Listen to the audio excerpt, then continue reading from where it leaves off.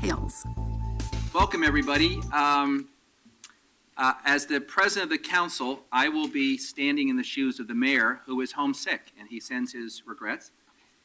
And I also, on behalf of the council, want to extend our thoughts and prayers to Commissioner Novick and his family, and we're thinking of him during this difficult period in their life. And we hope he's back with us next week. We have some formalities I need to take care of, and we have a lot of wonderful things on the agenda today. And I just found out about half an hour ago that I'm in charge. So I'm going to ask that you bear with me, and together we'll get through this agenda, but there's a lot of really cool things we're going to be celebrating today. I want to start, as is our tradition, by laying out the rules of the body. The purpose of council meetings is to orderly consider the public's business. Preservation of order and decorum is necessary for due consideration of matters before the council. The public, as always, is welcome to attend and participate. During the meetings, there will be time-limited opportunities for public comment on various agenda items. Although citizens can sign up for communications, public testimony on a council calendar item must address the item being considered. Please state your name for the record. You do not need to give us your address, and you do not need to address me as the president of the council in your comments. If you are a lobbyist, please disclose the information at the start of your testimony. If you are here representing an organization, I ask that you please disclose that as well. Unless otherwise informed, each community member will have 3 minutes to speak in front of the council. At 2 minutes and 30 seconds, you'll start to hear an annoying beep, and a light will flash on the box in front of you. At 3 minutes, you'll hear 4 beeps, and the lights will start flashing like crazy. And that will remind you that it's time to stop and make way for the next person who's signed up. We ask that you respect the time limits, mostly because if we don't, we cut into the time of other people that have taken time out of their busy days to come join us, and that's just not fair. Please give any handouts that you have to the council clerk to be distributed. The only exception we make to that rule is if we have an honored guest that wants to give something directly to the council.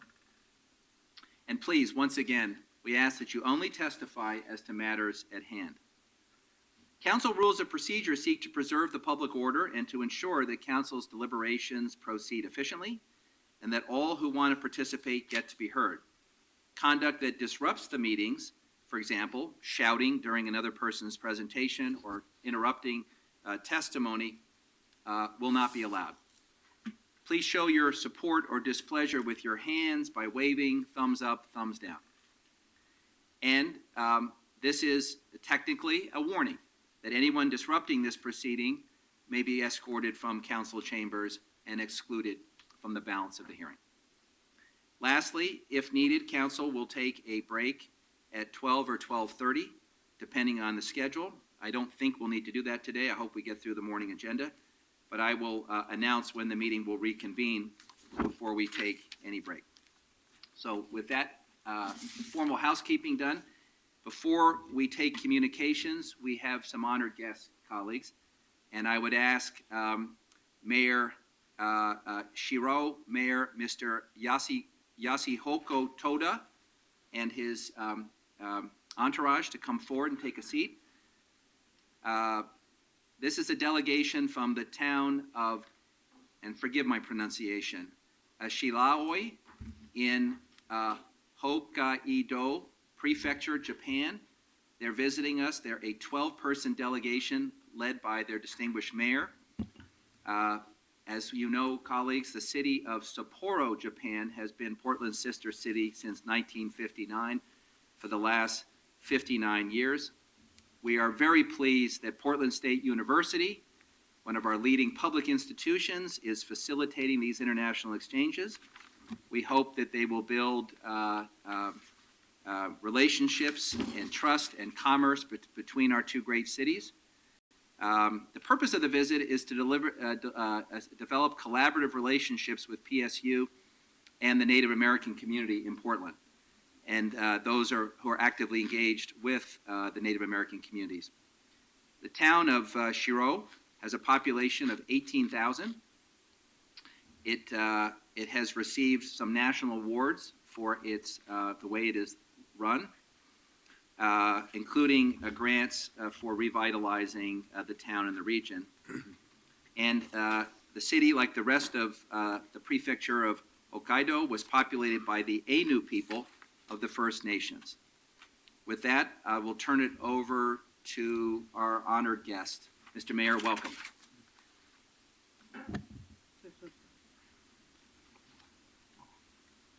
Shiraoi Town, Mayor, my name is Toda Yasuhiko. ポートランドは素晴らしい街です。勉強しに来ました。I've been in this town only for 2 days, but I believe I've observed that city of Portland is a really nice place. 今日は貴重な時間をいただきありがとうございます。市長が早く元気になるように祈ってます。Thank you very much for giving us an opportunity to speak with you. I just heard that Mayor Hales is sick at home, so we hope his quick recovery. Could we ask your delegation to stand, and we'll suspend the rules and we'll welcome them with a Portland cheer? So would your それでは代表団の人全員立ってくだ let's さい。 welcome our friends.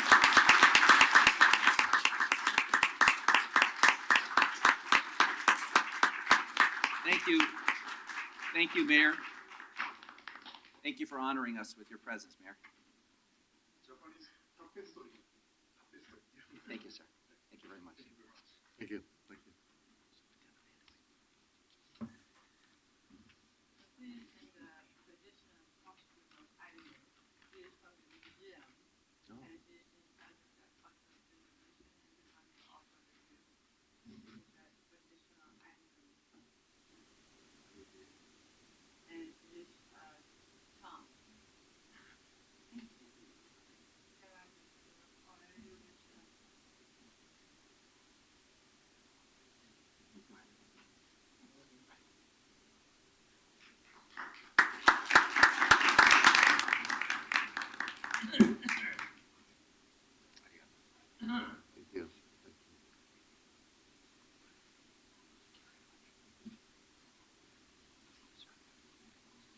Okay, another round of applause for our friends.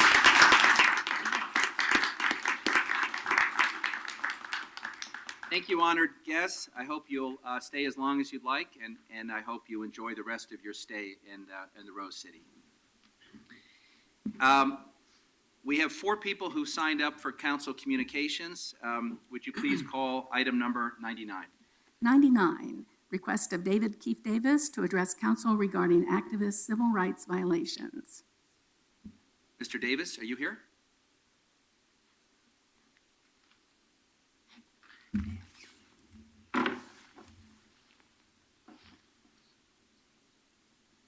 So, I'm David Keefe Davis. I'm with Fight the Sweeps Portland. I'm a founding member of Fight the Sweeps Portland and also the founder of Multnomah County Cop Watch.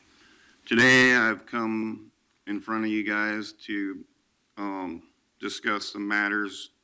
You guys supposedly have a homeless state of emergency in this town, yet people like me who go out and document the ongoing sweeps are actually falsely being charged with interference just for simply documenting these sweeps that are ongoing.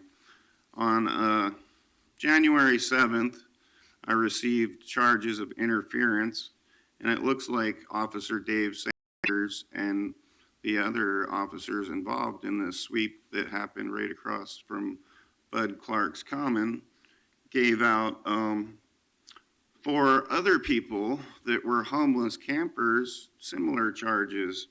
I'm not going to name their names out of respect for them and but I could provide you with documents of all this. There's 3 people that were charged with interference, 4 people charged with unlawfully erecting permanent or temporary structures on public property or public rights, and 4 people given disorderly conduct charges. So basically, freedom of speech is disorderly conduct or interference with the police in this town. in such a, supposedly liberal town, the war on journalists is pretty big in this town. I was arrested here on November 25th for trying to document the arrest of a mentally ill man in crisis who repeatedly called out for medical attention over 20 times. And Amanda Fritz was here. She's a registered psychiatric nurse. Instead of calling the behavioral health unit, other professionals, the police were called, and they acted in a very unprofessional manner. And Barry Joe Stahl, a man that is mentally ill, that was in crisis mode, was thrown in jail, and he still remains in jail. So, I have 2 criminal charges, one for this arrest here in council chambers on November 25th. You guys still haven't released the full surveillance footage to my lawyers, which shows that I didn't touch your little G4S security goon, that he actually touched me and tackled me unprovoked when I was doing nothing but filming. So you guys are criminally charging journalists and beating up mentally ill men, and one of these homeless Davis? people that got these Mr. Davis? charges Mr. Davis? is actually a schizophrenic. So that's a real good job you guys are doing for this homeless state of emergency. Mr. Davis, And your time is up. there is Thank a Department of Justice settlement against the city. Maybe Davis? you guys might want to actually. Davis, I'm going to warn you. Maybe your you time guys is might up. actually want to start. It's my turn. Would Maybe you please- guys might actually want to start protecting the mentally Sue, ill turn people off his mic, please. instead of just beating on them. Okay? Mr. Davis, thank you for your testimony. Yeah. So why don't you guys do your job better? Because you obviously. Mr. Davis, please take your seat, Very bad at it. and you'll be warned against future I'm disruptions. actually leaving because I can't handle the Sue, would you stench please- in here. Would you please call item number 100? Item 100, request of Mary Ann Schwab to address council regarding brownfields. Marianne, welcome. Thank you. We just need your name, and you have a full 3 minutes. Thank you.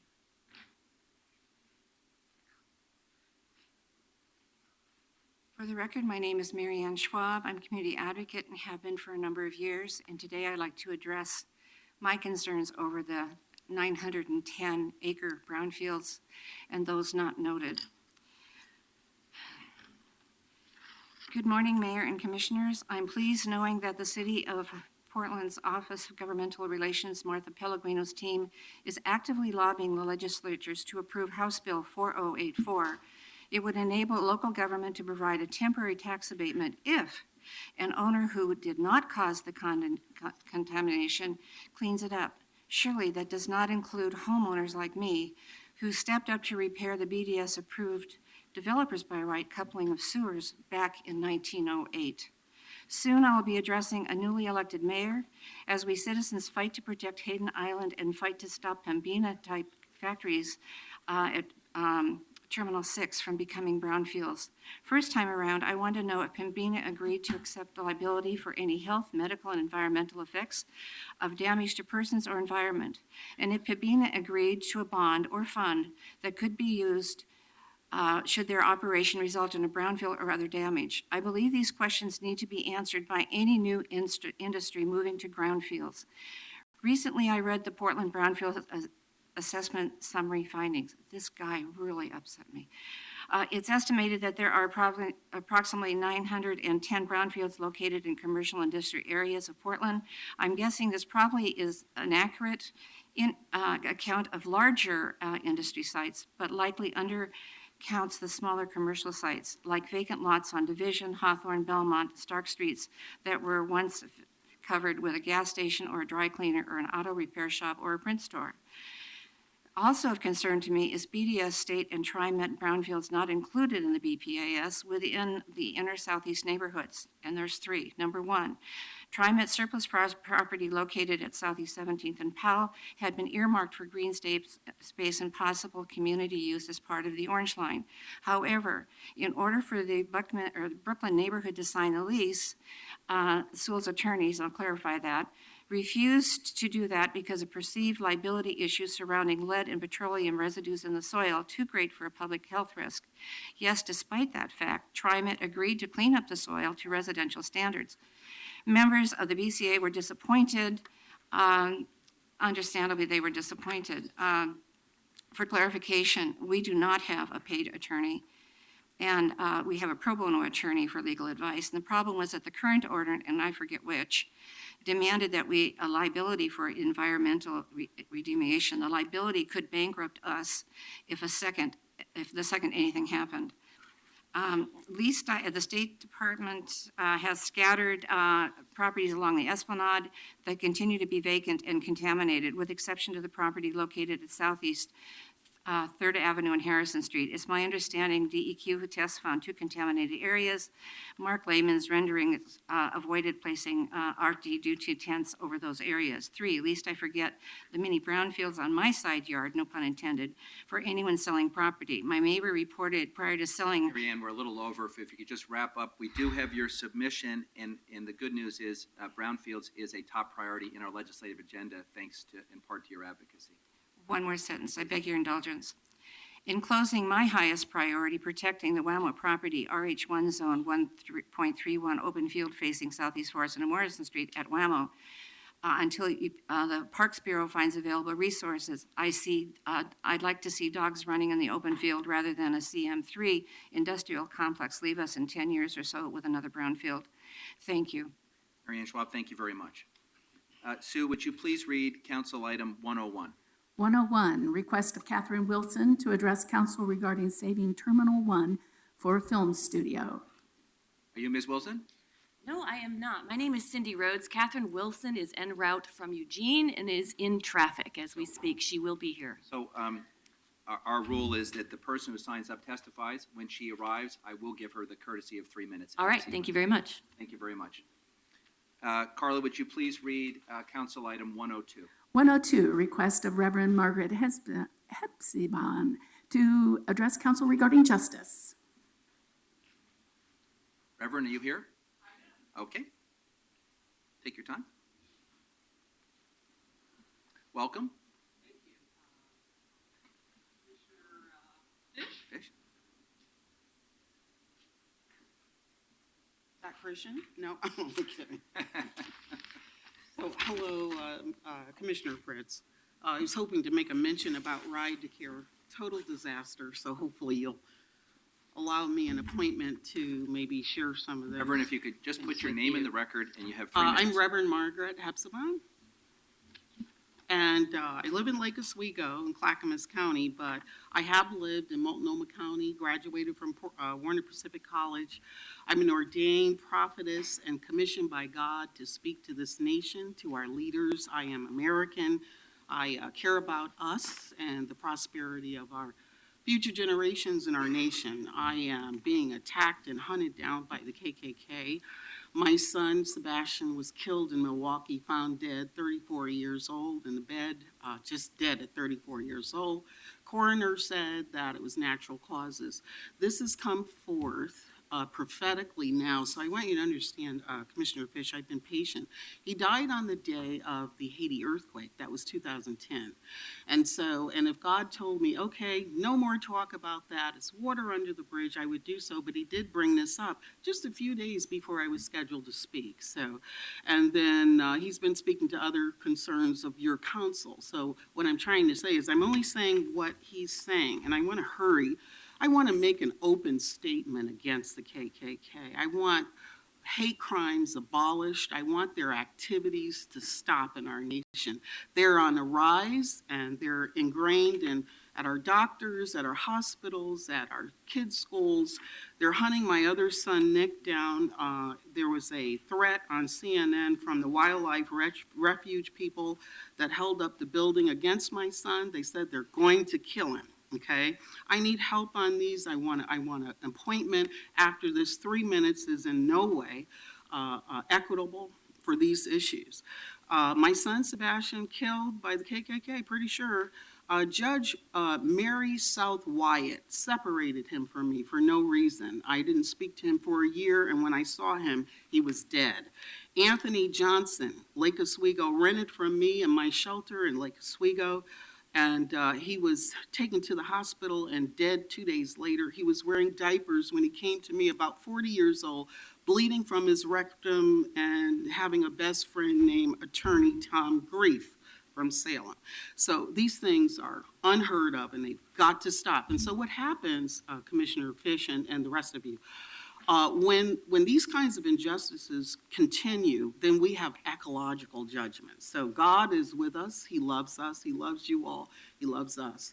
You know, he's a good God. He's not warring. He's not ISIS, etc. And so what? Let's see, Wildlife Refuge, I want to get the justice with this Judge Mary South Wyatt, why she wouldn't allow me to speak to my son for a year, and then I saw him dead in Canby. Why was his body brought to Canby? Former President George Reverend, Bush. hey, I'm Okay, one sorry. sentence. I have Former a, President Judge Bush made a comment about my daughter being accosted in her teens on his state of address. He says, Jeb Bush there's never another Bush to sit on any office in this nation. They are done, okay? And that's Jeremiah 33:17. And I don't know why he's even allowed to make money in any campaign. I have to ask you to stop right there, Commissioner Fritz. Reverend, thank you for bringing these to our attention. I'm so sorry for your loss. Rachel Wiggins on the mayor's staff is right here. He's in charge of the police and public safety, so if you could follow up with her. You mentioned at the beginning there was something that you wanted my attention on. Could you just... Ride to Care, there's a lot going on with that lends toward the aggressive and just a lot of unclear but intentional purposes of not getting people to the doctors or aggravating them on the way or driving fast. I have a brain concussion, so if you Okay. remember the last time I was here. Yeah, so that is So- something that after you've talked with Rachel and the mayor's staff, she can take you to Commissioner Novik's office. He's in charge of transportation, and he's the one who could look into those concerns for you. Thank And you very then much I- for bringing them to our Thank attention. you very much, ma'am. It's Reverend Margaret, not ma'am. Reverend Margaret. If you want to say Ambassador Margaret, you can, and I'm just telling you I don't want to see floods and all these things happening, and earthquakes, because before the Lord, for he cometh to judge. He will judge his people in righteousness and with his truth. So military, CIA, NSA, they got to stop. Ambassador Margaret, Okay. thank you. Thank you for... Trafficking, et cetera. We're now going to move to the consent agenda. I have two items that have been pulled, 106, 107. Sue, any others? I do not have that Colleagues? others. Hearing none, let's vote on the consent Oh. agenda. Commissioner Fish, we need 4 people present for consent, so we'll need to take each of them separately. But the 106, we needed to pull up Okay. before the time certain. Without objection, and Could we pull 109, because that's the only emergency? And then we could vote on consent? let's, We need 4 present. Oh, for consent, for just in consent, general, okay. even if they're not emergencies. colleagues, we'll hold the consent until Right, after the time certains. after the time certain. Right, with the exception of number 106, the appointees are here. Without objection, we're going to hear 106 right now, just ahead of the time certain. Would you please read 106? 106, appoint Becky Hunter, Paul Pappas, and Angel Chesime to the Portland Commission on Disability for terms to expire February 2, 2019. We have Ms. Pappas, Mr. Pappas and Ms. Hunter with us. Welcome, come forward if you would. Thank you both for agreeing to serve on the Portland Commission on Disability, and it's the courtesy of the House to give our nominees a chance just to introduce themselves. So, Ms. Hunter, we'll start with you. Okay, my name's Becky Hunter, and it's an honor to be considered to participate in PCOT. I'm hoping, with my background, to bring some level of sophistication to the commission in the advisory role to the council. My name is Paul Pappas. I live in the southeast Portland neighborhood of Richmond. I have been in Portland 5 years. I'm a 20-year retired member of the Naval Services of the United States. And my primary motive is that we have a wonderful transportation system in Portland. I'm not knocking it. My primary motive for wanting to get more involved with the disabled community is transportation issue. And I hate to speak of this with, in the absence of Commissioner Novick, but we have a horrible sidewalk problem throughout the city of Portland. And the bottleneck is over enforcement. We have a code that would work if it were enforced. And I'm trying to propose, and I've talked to Becky about this and others, I've been talking about it for about 2 years. People are getting tired of hearing me, so that's why I applied for the commission, whereby the members of the community of disabled people, especially mobility issues, can help the city. There has to be a way we can help the city do its job, and that's what I want to do. Colleagues, questions or comments? Can I have a motion to accept the report? So moved. Second. Sue, would you please call the roll? Well, the Portland Commission on Disability has become renowned as one of our great, not only advocacy commissions, but also giving us wonderful advice. I know if Commissioner Novick here, he would acknowledge the work that was done during the Transportation for Hire discussions. And now that Nicole Sharon who was the original founder of the commission, is going to be returning to staff it in the Office of Equity and Human Rights, I know that you're going to do even greater things. So it's going to be a lot of work. I really appreciate your willingness to serve the citizens of Portland in this capacity. Aye. Fish. Yeah, this is a very important assignment, and in the past year, we've made progress on many fronts, including, most recently, thanks to Commissioner Fritz, we've moved to accept a standard on closed captioning, which leads the nation. So this is an assignment where your work is going to translate into real change in our community. And thank you both for your service. Aye. Thank you. Salzman. Thank you very much for your willingness to serve. Aye. Thank you. Welcome. I guess you're going to go down now and be sworn in. Yeah. Thank you. Thank you so much. We're now going to move to our time certain, and we're joined today by some extraordinarily talented young people from our community we're going to hear from. Sue, would you please read time certain number 103? 103, Kids Experience Bull Run. With that, Briggy, would you please come forward with our special guests, and I'll make some introductory comments. Colleagues, the next item combines three of my passions: public art, STEAM education, and the Bull Run watershed. Portlanders know that our water is special, and it inspires a sense of pride. When I travel to other cities and turn on the tap, I know how lucky we are to have access to clean, safe, and reliable drinking water. And when you visit the source, the Bull Run watershed, you feel a very special connection to our drinking water. Last fall, the Water Bureau invited fourth graders from Boise Elliott Humboldt School to the Bull Run for a tour that focused on their senses. When they returned to their classroom, they captured their impressions in art. The art is now on display here in City Hall atrium. And I encourage each of you to visit the exhibit today or anytime this month. And I visited it recently, and I have to say, congratulations to all the artists who shared their wonderfully creative work with us. In essence, these students that are joining us today are Bull Run watershed ambassadors.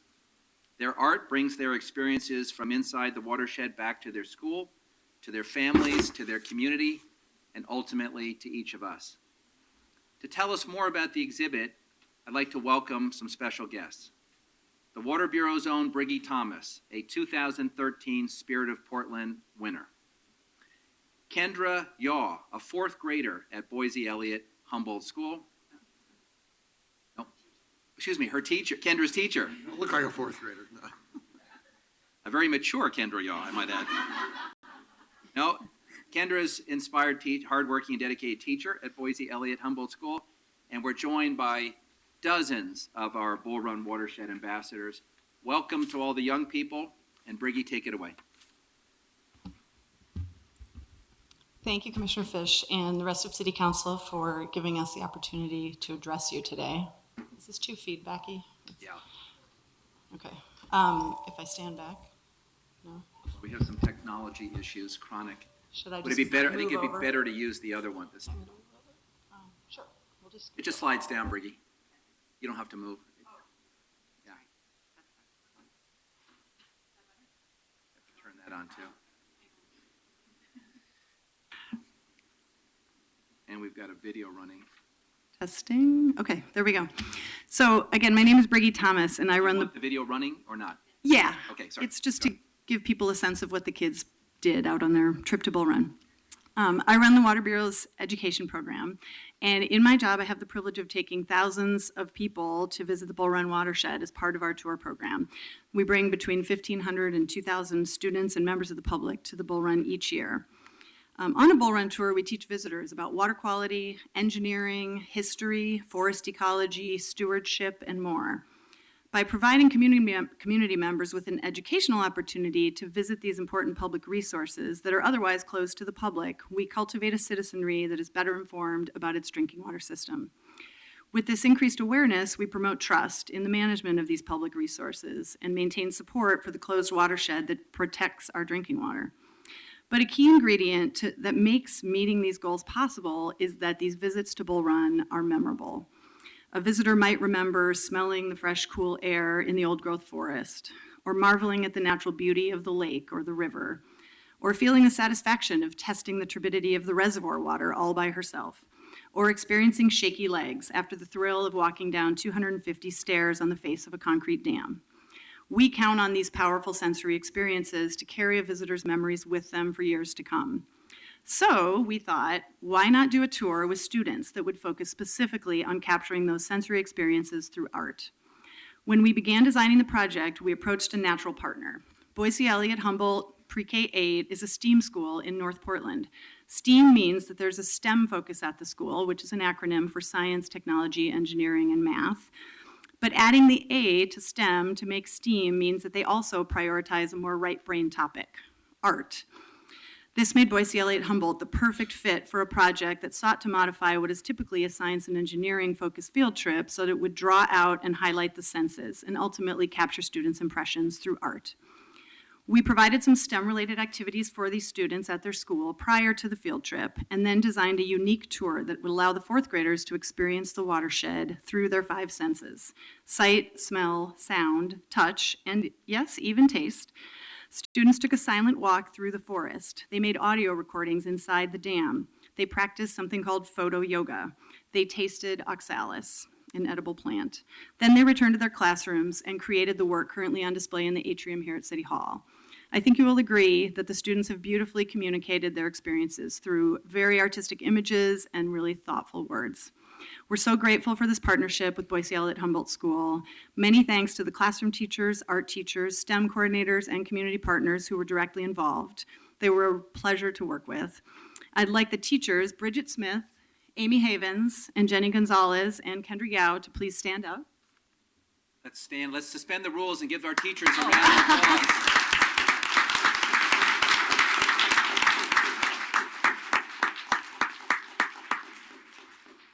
And thank you to the Water Bureau team who worked hard to make things happen on our end. And a very special thank you to all of the fourth graders for all the effort and care that they put into translating their Bull Run impressions for all of us to enjoy. I'm pleased to pass the mic to one of our partners, Boise Elliott Humboldt's K-5 art teacher, Kendra Yao. Welcome. Hello, I'm Kendra Yao, a K-5 visual art teacher at Boise Elliott Humboldt School.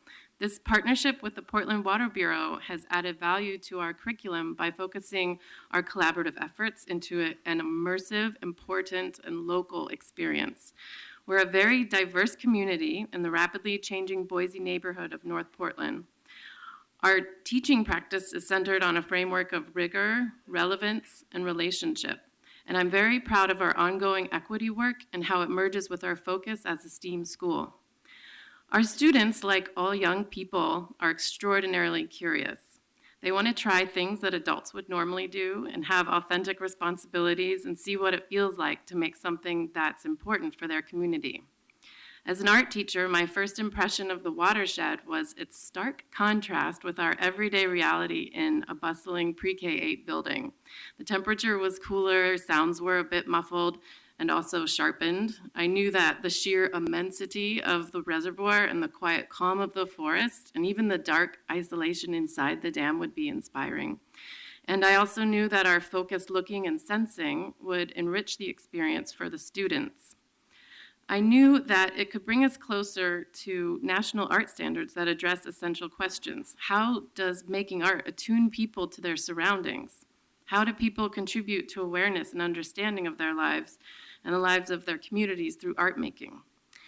Becoming photographers on this trip, students were challenged to literally see a place from a new perspective. They were not allowed to take the typical snapshots and selfies, but instead they had to capture a slug's eye view, a bear's eye view, or even a clump of moss's eye view in the watershed forest. They were challenged to hunt for light, moisture, and texture. Most of our awesome camera habits were developed with guidance from our professional artist friend, Julie Keefe, and my colleague, Nicole Penincello, who even went along on one of the class's visits. I should also note that Julie Keefe, in addition to being an award-winning photographer, is the city's arts laureate. So the young people got to hang with a very important person. That is true. And when we returned to the classroom, I worked with students to create abstract watercolors from our knowledge of how water behaves. And then for 2 classes, we tried reflective landscape paintings based on our memory and imagination of Bull Run at other times of day and year. And all students eventually were forced to select their one single favorite piece of photo documentation from their visit, and they were most proud of these images. And finally today, what we're about to experience as our exhibition opens in the atrium is the ultimate culminating experience for them. What I hope my amazing 4th graders in this room with me is that you can see how our dots are connected, that what happens on our field trips and in our classrooms so clearly connects to our community and to stewardship of our land and resources. This moment is for you to educate your families and even complete strangers with what you communicated through art, documentation, and reflection.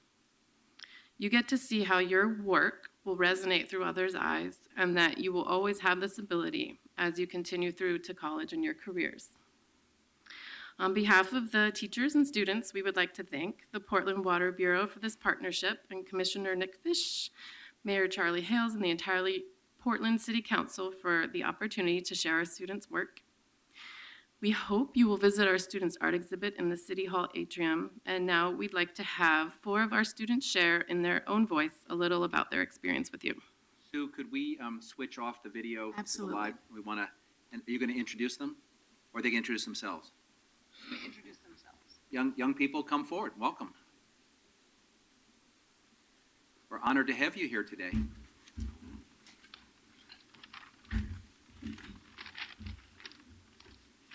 Who wants to start?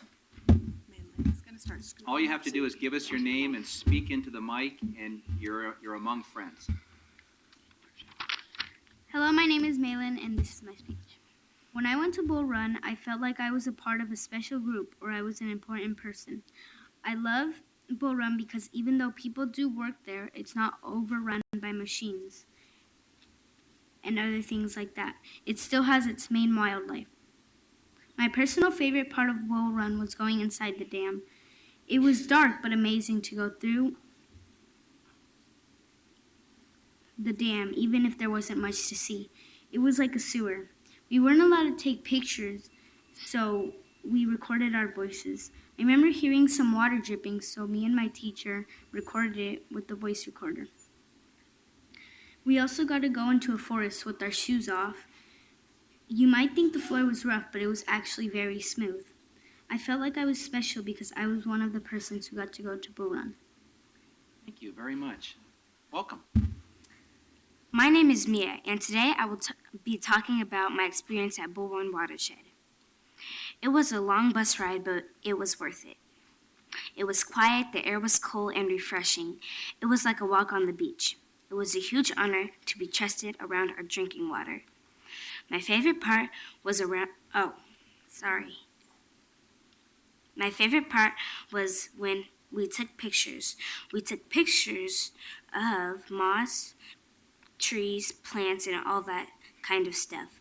I really enjoyed Bull Run. It was so peaceful. I was really scared when we had to walk down all those steps. We got to walk with our shoes and socks off. It felt mushy and moist, and nothing harmful was on the ground. It was soft, although your feet did get a little dirty. We got to eat a plant called oxalis. It was sort of tangy. I liked that. That was my awesome field trip at Bull Run Watershed. Thank you very much. Young man, welcome. My name is Zamani. When we went to the Bull Run Watershed, I was very happy and excited. When we got there, it was really hot. We ate lunch on the deck, and the scenery there was wonderful. There were trees all around the dam and a huge lake of water separating it all. We walked down 250 flights of stairs. I was really scared I was going to fall. And then when one of the teachers dropped their phone and climbed down, it really worried me. After we got all the way back up, a lot of us were really tired and our feet were burning. And luckily, after that was when we took our shoes and socks off. And we walked through this path, and there was a tree with a lot of holes in it that we were wondering about. It was really confusing, so we decided to study it. Some of us took pictures of it, some of us did not.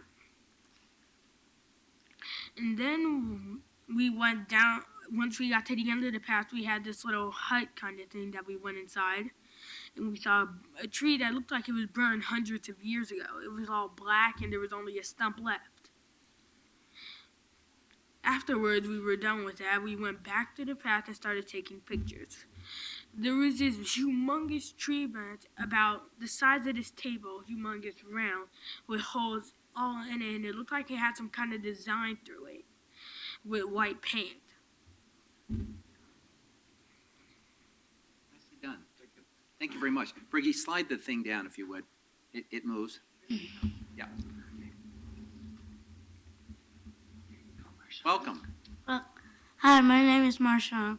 My impression of Bull Run Watershed was wow, because it was so big. When we got down there to see it, how I captured it in my artwork was that it reminded me about time we always go fishing, because I love fishing.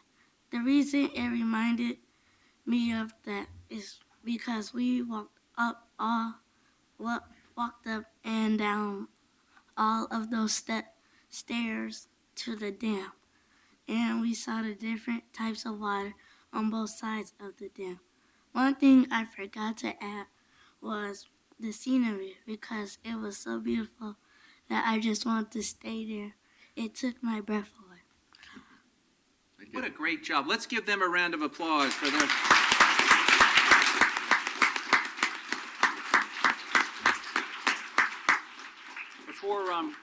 Before they go, Bree, before they go, I just want to say first, you guys did a terrific job, and we have a lot of people who testify before us, and commissioners, I don't remember the last time we had young people who were such great ambassadors before the council, and on TV, in front of all these people, you guys were great.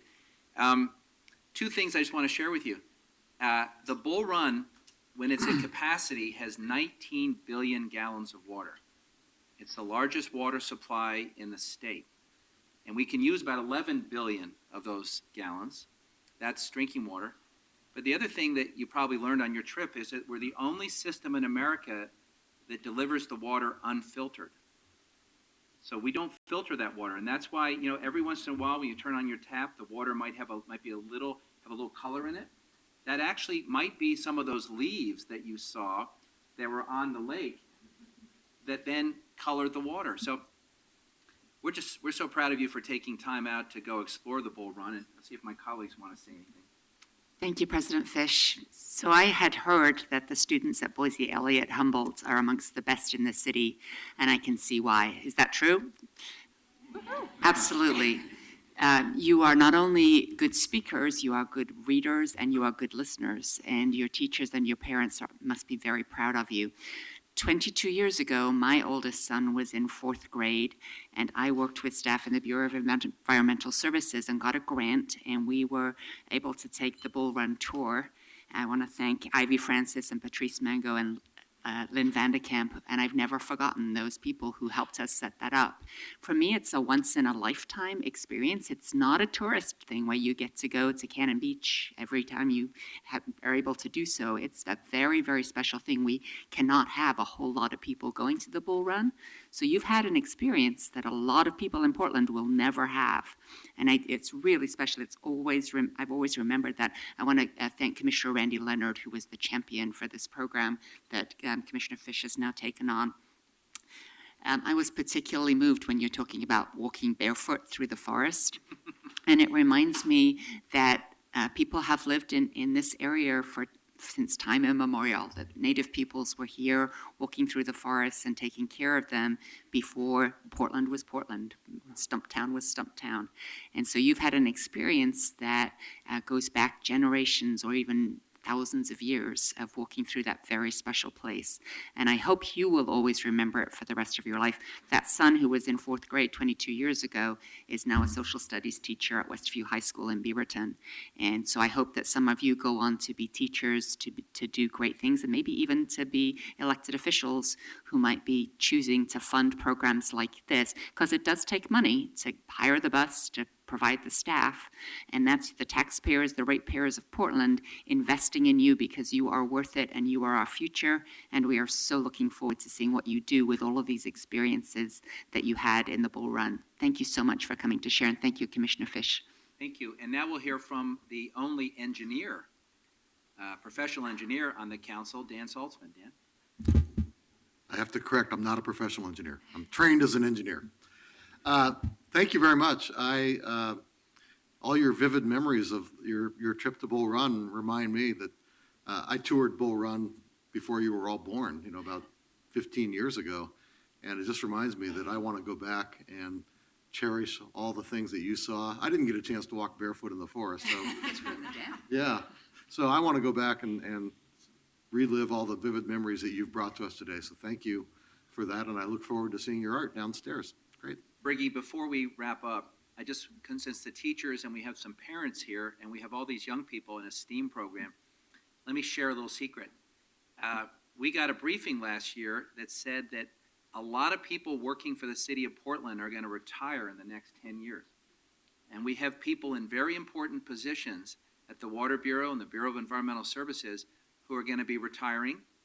And that means that as these young people finish up high school and get ready to go to college, we'll be looking for the next generation of leaders at the city in good jobs that require a background in exactly the skill set that you're learning in school right now. So for those of you who took the tour and are thinking maybe someday you might want to work for the city at the Water Bureau, the Bureau of Environmental Services, start thinking about maybe an internship in high school. And remember, by staying in school and doing well and learning these skills, you will have the potential someday of possibly working for the city, and maybe you'll be taking people on one of these tours. So keep that in mind. Briggy, you want to wrap us up? Great. Yeah, we would like to invite council to join us on the 3rd floor in front of the mural for a quick photograph with the 4th grade students, if you're able. And then we invite everyone who's able to meet us for a reception in the City Hall atrium to meet the artists and see their work. Thank you so much. Without objection, the council will take a 5-minute recess.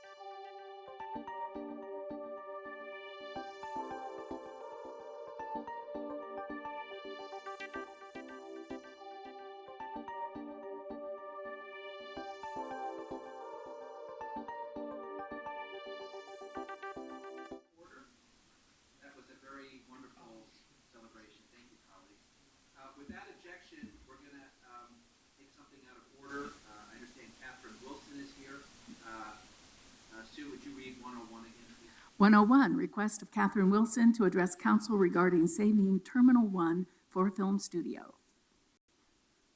Ms. Wilson, come on forward. Sorry that you got stuck apparently on I-5.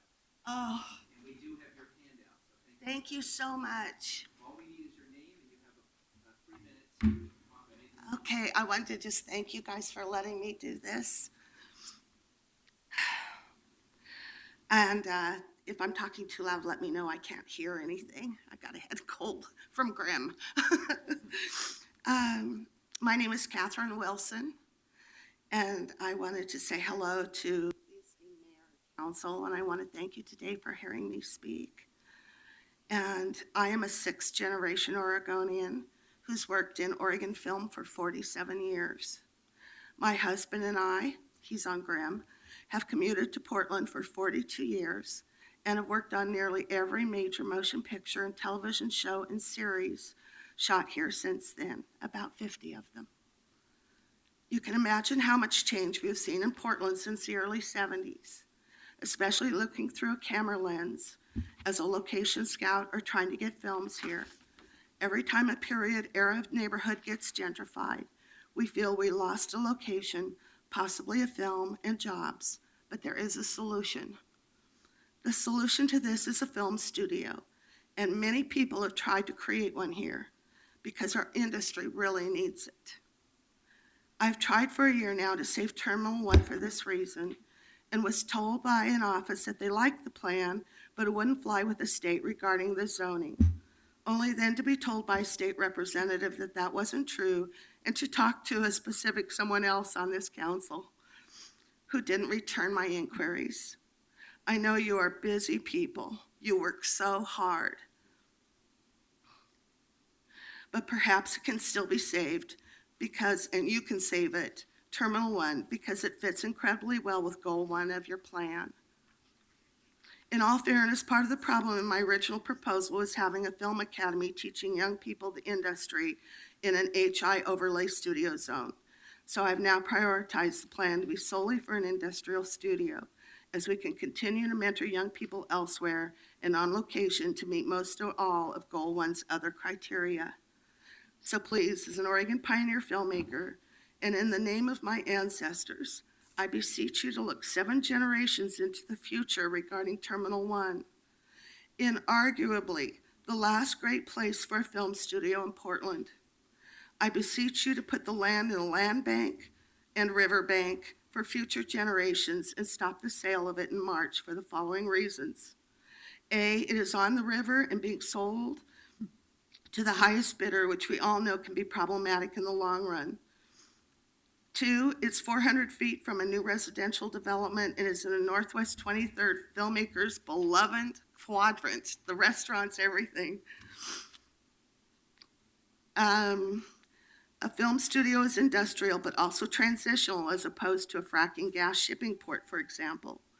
C, it is perfect as is for a film studio, and its old growth Clearford building is irreplaceable. You know better than I do the huge amount of rent money films can pay to rent the other buildings in town you own. They would pay a lot more for this one because it would save them hours of labor and gas costs and the environment to have everything in one place, including boats. And last but not least, the beauty of Terminal 1 is that it has incredible light exposure and it's possible to shoot period films without overhead wires. We can also save valuable city structures from demolition by moving them onto the site to create a backlot village, and also take advantage of the breathtaking river view of Portland's incredible bridges. We can create much needed center for our widespread film. I have to ask you to close. First, thank you very much for coming. 2, I apologize if you have not received responses to your inquiries. Since the property falls within the Bureau of Environmental Services portfolio, and since it is currently being marketed as surplus property, and it's also in an industrial overlay, so there's some complications, what I will commit to you is we'll give you a response to your proposal.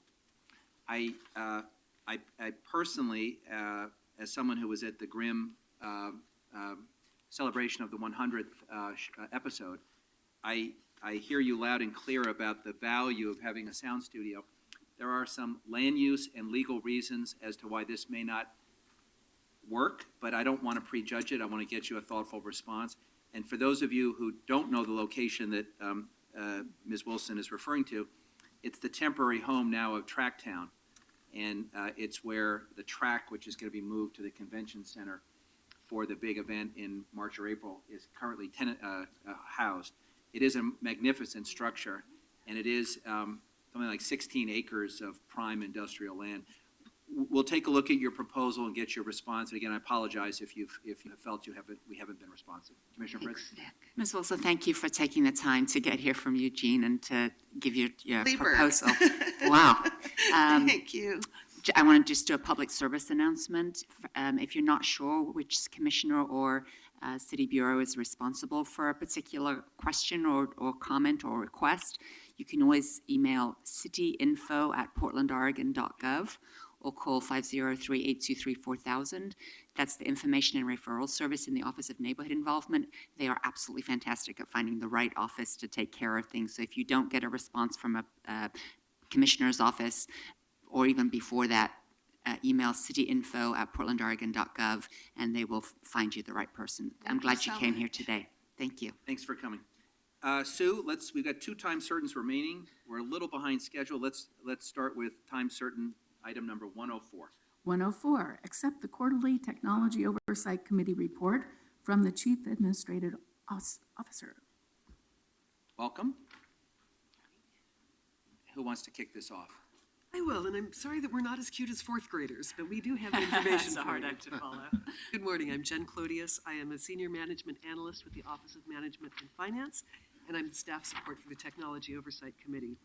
With me are Jeff Baer, the Director of the Bureau of Technology Services, and Ken Neubauer, Commissioner Fish's representative to the TOC. We're here to present the report for the TOC's quarter from October to December 2015. Move the mic a little closer if you would. Sure. It slides. Just want to make sure we can all hear you. Thank you. This is the quarterly report from October through December 2015. As you know, you each have appointed a member to the TOC. The other members are Josh Mitchell, Wilf Pinfold, Diana Garcia, and Colleen Gadbois. We're going to project the dashboards that you have in front of you. Each dashboard contains information from the project management staff and from the quality assurance contractors and from the TOC. Please note that the TOC did not meet in December, so the dashboards you see are as of the November meeting. However, Jeff is going to give you the update through January so that you'll have the current information. Jeff. Thank you. Thank you, Jen. Commissioner Fish, members of City Council, Jeff Baer with the Bureau of Technology Services. And I do want to provide a few brief comments on several updates to the report that you do have in front of you, and which covers that 90-day period from October through December. And let's see which one we've got up first. ITAP is up first. ITAP. So I'll follow in the same order as the report is. I want to give a brief summary of some of the activity that has happened on ITAP specifically. And even though you'll see these are still in red with the scope, schedule, and budget, there does continue to be a lot of activity and progress being made through this project. And it's moved past the initial demonstration phase, which was to pursue, and we are in this process of pursuing another review period over the next 3 to 5 months to really monitor and gauge the vendor's ability to manage the various work streams that are going forward. And I think this is one of the more critical periods of time that we're going to be pursuing to really determine the project level of work that can occur and can be sustained over a much longer period of time, and will come to a decision point at the close of that demonstration period. So, and I know Paul Scarlett from Bureau of Development Services and his team are here, and I know that they'll provide a lot more detail about the current progress that's being made, so I'll reserve comments for that on the ITAP. I'll turn it over to Ken Neubauer. Great, thank you, Jeff. Hello, Commissioners. My name is Ken Neubauer, and I'm here to present the Technology Oversight Committee's quarterly report for October to December. The first project is the Information Technology Advancement Project, also known as ITAP. This project develops a paperless permit and case management process and allows complete online access to the permitting and case review services. Some of the project's deliverables include digitizing and online access of historical permits and property information, implementation of updated permit and case review information management system, online case and permit applications, and review services. mobile online access for field staff, and implementation of an automated queuing system. The TOC, from a status perspective, the TOC continues to have concerns around all aspects of the project: duration, budget scope, and overall performance. Some of the accomplishments of this particular quarter was the project team continues to work on amending contracts to remedy contract gaps and rebaseline the project. At the 60-day period of the 90-day phase, the Land Use 2 module is on schedule, but other modules are slipping. Some of the upcoming milestones for the next quarter were rebaselining the project and pursuing a Big Bang full scope delivery with not to exceed date of November 2018. Again, risk concerns and comments from the TOC. As I noted earlier, the TOC continues to be concerned about all aspects of the project. As you can see from our dashboard, every component of this project is red, and we did not see any change in sight. Jeff? You wanna- No further comments. The next project is the lien accounting system. The lien accounting system is used to record and manage assessments and liens for the city, as required by city charter and Oregon state law.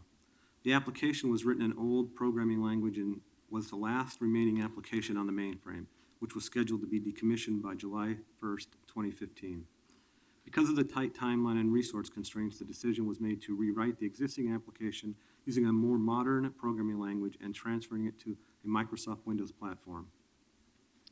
Status of this project, it is complete. The accomplishments for the quarter were the application was launched, was transitioned from project to management and operations. There are no upcoming milestones.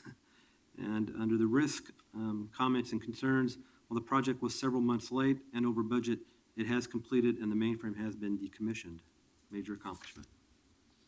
And I would just add one note about following Ken's comment that we did go live in October. All systems were cut over. It is operating as we intended it to be. And as Ken noted, we've actually decommissioned the mainframe and moved it off of the data center. So it's actually off the premise. Thank you, Jeff. The next project is the Payment Card Industry, PCI, Payment Gateway Project. Description of this project is the city is required to meet payment card industry and data security standards as part of the merchant service contract, which is required by card networks, Visa, MasterCard, American Express, Discovery, so on and so on. At the time, the city did not meet those standards and was required to remediate the card processing environment or adopt other means of processing card payments to enable the city to be compliant by December 31st of 2015. At the time this quarterly report was inked, the TOC had minor concerns about the project's deadline. However, we saw significant progress which enabled us to be encouraged. Accomplishments of that quarter were the gateway was 98% complete by mid-November, Elevon PIN pad solution was deployed, and Treasury and Elevon were providing training. The upcoming milestones were to complete the policy and procedures documentation and complete the project. And under risk and concerns, the TOC saw a high level of commitment at all levels to mitigate issues and to complete the project on the target date. Jeff? Yeah, I'll provide just a couple more updates on that. As of today, all PCI cardholder data has been removed from the city networks and systems, and the payment gateway migration has been completed, and all the remaining transactions have been encrypted. So it's our opinion that as of the end of December, on December 31st, that the city is in a PCI compliant status. And we are simply waiting the attestation from the external auditor reports to confirm our compliance status. And I will say that on January 15th, we did receive the attestation of compliance for the Parks Bureau. I'm going to hold, do you want us to hold comments until you've gone through the whole report? Is that easier? Let's do that. Let's work through the report and then we'll have some comments. Thank you. Congratulations, Jeff. The next and the last project is the VersaCAD Computer-Aided Dispatch VCAD hardware refresh. The VCAD system is operated by the City of Portland's Bureau of Emergency Communications, BOAC, and is used by public safety agencies throughout Multnomah County to connect the community and emergency services responders. It's past due for a lifecycle replacement of the system's underlying hardware. The VCAD hardware refresh project updates the system's hardware environment in a manner that meets BOAC business requirements, VTS support requirements, and aligns with the vendor's recommended technical specifications. In this quarter, the TOC accepted this project for oversight. Their major accomplishments were our initial report, and the technical teams are working with the vendor to prepare the new VCAD development environment. Upcoming milestones for the next quarter were to install and configure the development environment. Under risk and concerns, while the schedule is short, the TOC believes there is little risk even if there is some slippage for this particular project. Jeff?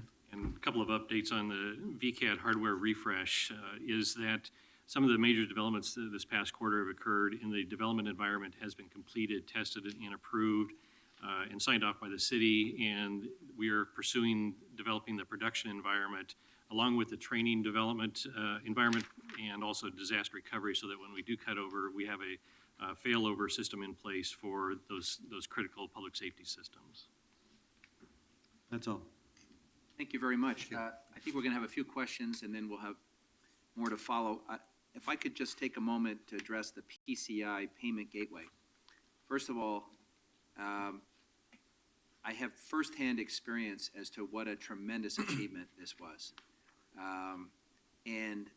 Since there were a handful of bureaus that created more challenges than others, I just want to thank the team. Thank you for tremendous work. And it was also a challenge, I think, to do communications with the public, because we were required to meet an industry standard even though there was no existing threat to the data.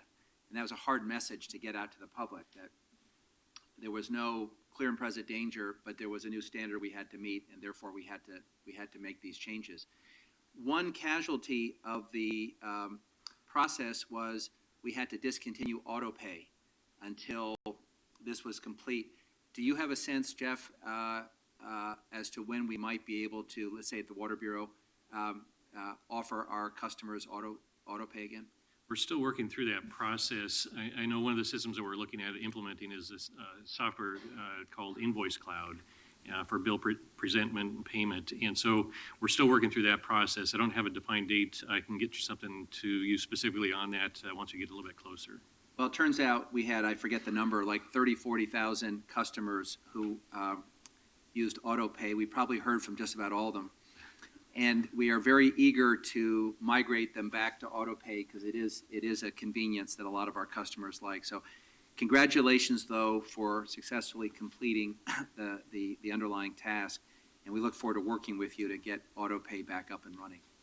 Colleagues? Thank you. Thank you. Thank you, as always, for your good work. Do you have other people here who? There are folks here to talk about ITAP if you have questions. Hear any? So let's see if there's anyone here to testify. Sue? Charles Johnson signed up to testify. Mr. Johnson, the floor is yours.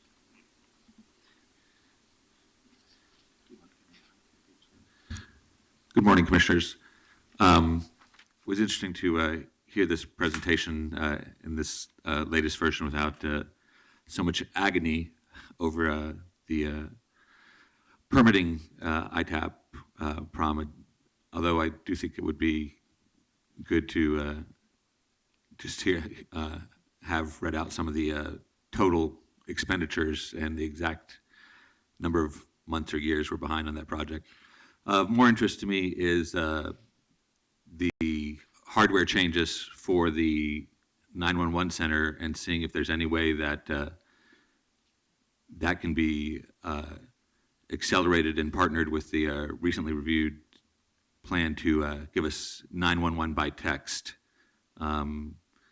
and a little bit of talk about why we think we can track that program, text 911, more quickly than this complete hardware update. Thank you.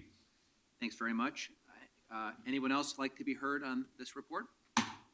Hearing none, can I get a motion to accept the report? So moved. Second. Sue, would you please call the roll? Fritz. Well, thank you for this report and for the independent oversight. Thank you for staff in Development Services, Commissioner Saltzman. I know you're continuing to diligently work on the challenges of the ITAP project. It's very interesting to me to see a hardware update for the Versaterm computer-aided dispatch system, which of course I oversaw the complete renewal of that system when I was in charge of emergency communications. And sure enough, it turns out in fact it is 4 years later, and many of us have updated our own computers in the last 4 years, and the technology just continues to change. So I know if Commissioner Novick were here, he would thank Lisa Turley and her team in BOAC for their diligence in making sure that the emergency system in Portland and indeed for the entire Multnomah County continues to serve the needs of our citizens. I particularly want to thank staff in Parks and in the Office of Neighborhood involved in taking in money for permits and other things. I know that there's been an entire city team working on the payment card industry standards, as well as the people in the Office of Management and Finance. And so congratulations, everybody, for a non-story that, in fact, we did it very well and we got it done on time. Thanks to all. Aye. Fish. I was very proud to partner with Dan a number of years ago in creating the Technology Oversight Committee. And this, as Commissioner Fritz reminded us recently when we were discussing oversight of the Portland building, this has become the model for engaging community members. I almost said citizens. Engaging community members with particular expertise in helping us do oversight. And this, I think, it has become the model. In fact, it's such a good model that I recently admonished another group and asked them if they would use the color coding, because the color coding actually makes it a lot easier to follow and track this. Thank you for your good work. And just to put a human face on this, again, the Water Bureau reaches a lot of people through their systems. We were heavily impacted by the technology protocols. We are urging as many customers as possible to move to monthly billing. And I hope everyone here who has not already signed up for monthly billing does so. And let me just put it this way. I was able to sign up for monthly billing. And if I can do it, I really believe anyone can do it. And the beauty of monthly billing is you instead of getting a bill every 3 months and experiencing sticker shock, you pay your utility bill the way you pay all your other utility bills on a monthly basis, and you track usage. But there's been some changes in how you enter information. The amazing thing is, after all this technology upgrade and compliance work, our system is now easier to navigate. And I can't say that always happens when we have these dicey technology issues. Actually, I think it's become easier and more intuitive. So thank you for that on behalf of all the Water Bureau customers. Thank you to Ken Neubauer, who is an expert in technology issues working at the Standard. And thanks to all the other citizen committee members for their time and commitment to this process. Aye. Saltzman. Well, I just want to add my thanks to the committee members. We do very much appreciate your work, and even when it's incisive and painful sometimes to hear, but that's what you're there for, and that's what we're here to hear. So thank you very much. Aye. Thank you all. I'm pleased to announce that we're only 5 minutes, we're only 10 minutes behind the next time certain. If Commissioner Fritz was chairing this meeting, we'd be exactly on time. Sue, would you please read time certain item number 105? 105, accept and appropriate a grant in the amount of $500,000 from the National Park Service for the Thomas Cully Park project. Commissioner Amanda Fritz. Thank you, President Fish. And good morning, everybody. Thank you for joining us. Just 3 years ago, City Council was asked to accept a memorandum of understanding between Portland Parks and Recreation and Verde. That executed agreement and the partnership it defines promises to transform a once parks deficient area through significant investment. We are excited that 407 households without current access to a park or natural area will have access to Thomas Cully Park once it opens. Of course, we haven't yet determined that it's actually going to be named Thomas Cully Park. There will be a naming process, but it's a very good working name, and it might well end up being the name. This award recognizes the crucial role that our partnership with Verde has played in leveraging public dollars with private investment and community building, all of which are essential in moving this project forward. So I am introducing this amendment to the ordinance, which eliminates language in 2 places, which was a remnant from a 2014 ordinance. Do we have that substitute already distributed on the Tuesday memo? Yeah, I believe it was. I believe it's a technical amendment, not a substantive change. Is there a second? Second. Sue, would you please call the roll? Fritz. Aye. Fish. Aye. Osman. Aye. Thank you. As Commissioner Fish said, there's no substantive change in the ordinance. And we are hearing this as an emergency ordinance. We can't vote on it today because of the absence of two colleagues, but we'll vote on it as soon as we get 4 members of the council. And I know that others will be watching so that they can vote. So welcome Portland Parks and Recreation's Deputy Director Warren Jimenez, Verde's Executive Director Alan Ippolito, Grace Stratton from Commissioner Wyden's office, and I'm going to get this, Jujit Nagra. And you and I met at the wonderful Muslim Educational Trust event, and you're from Senator Wyden's office, Senator Merkley's office. Thank you very much for joining us, all of you. Warren? Great. Well, thank you, Commissioner. I'm Warren Jimenez, Deputy Director of Parks, and it's a pleasure being here today. And I think appropriate that 2 former Parks Commissioners and our current Parks Commissioners here on this item. I believe each of you played a role in this project from acquisition to someday opening this park. And so it's exciting to be here to talk about this partnership in front of you. So just to give you a quick reminder on the project ahead of us, and a lot of work has gone into making this park project a reality. And this really shows the strength of partnership and an excellent demonstration about the community coming together on this. At your direction, we built this partnership together.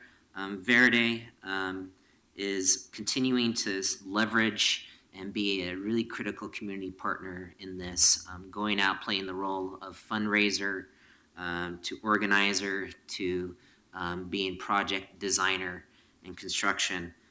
In 2012, like you mentioned before, Commissioner, Council brought forward the partnership between Parks and Verde, and that agreement established the project scope and then the shared responsibility of how we work together to making this project a reality. In fact, Verde is bringing together the strength of the community through more than 20 community groups that are working together to actively participate in the park design, and that process is ongoing.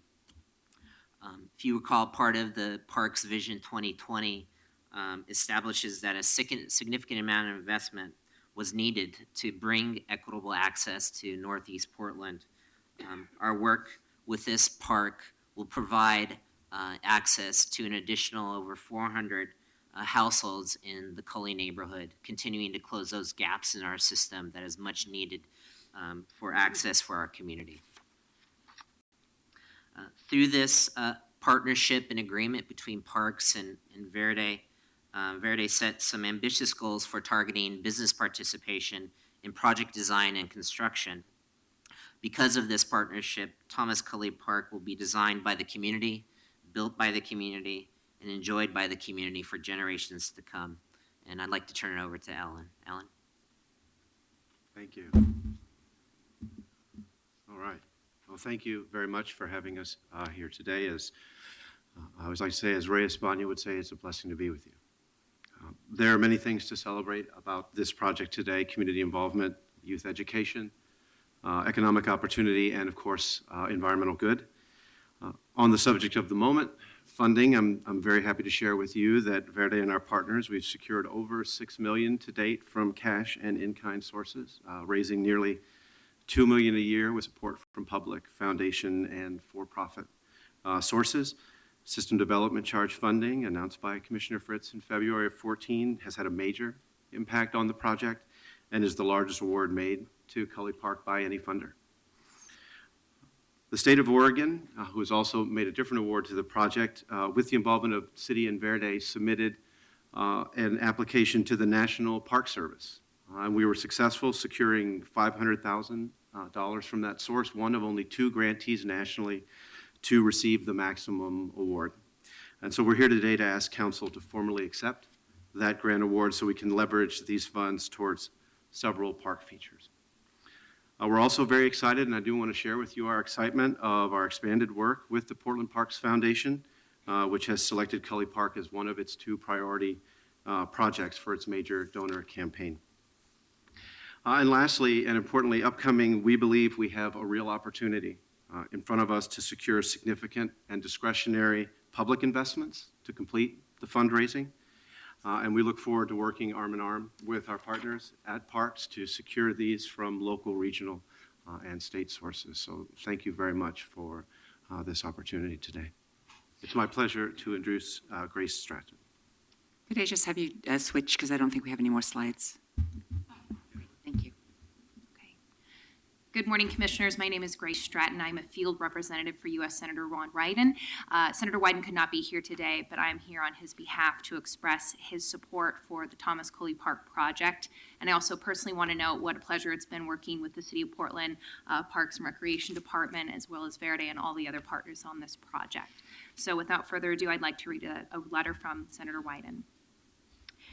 Dear Mayor Hales and City Commissioners, while I could not be here with you today, I did not want to miss the opportunity to express my strong support for the Thomas Coley Park development. The new park will benefit the community and offer unique approaches to promoting neighborhood growth and sustainability. I was proud to support the City of Portland's application for the Land Water Conservation Fund grant through the National Park Service and was thrilled when they received it last spring. Coley Park not only provides better access to natural recreational areas in a neighborhood that has none, it also creates living wage jobs and offers educational opportunities for families and children.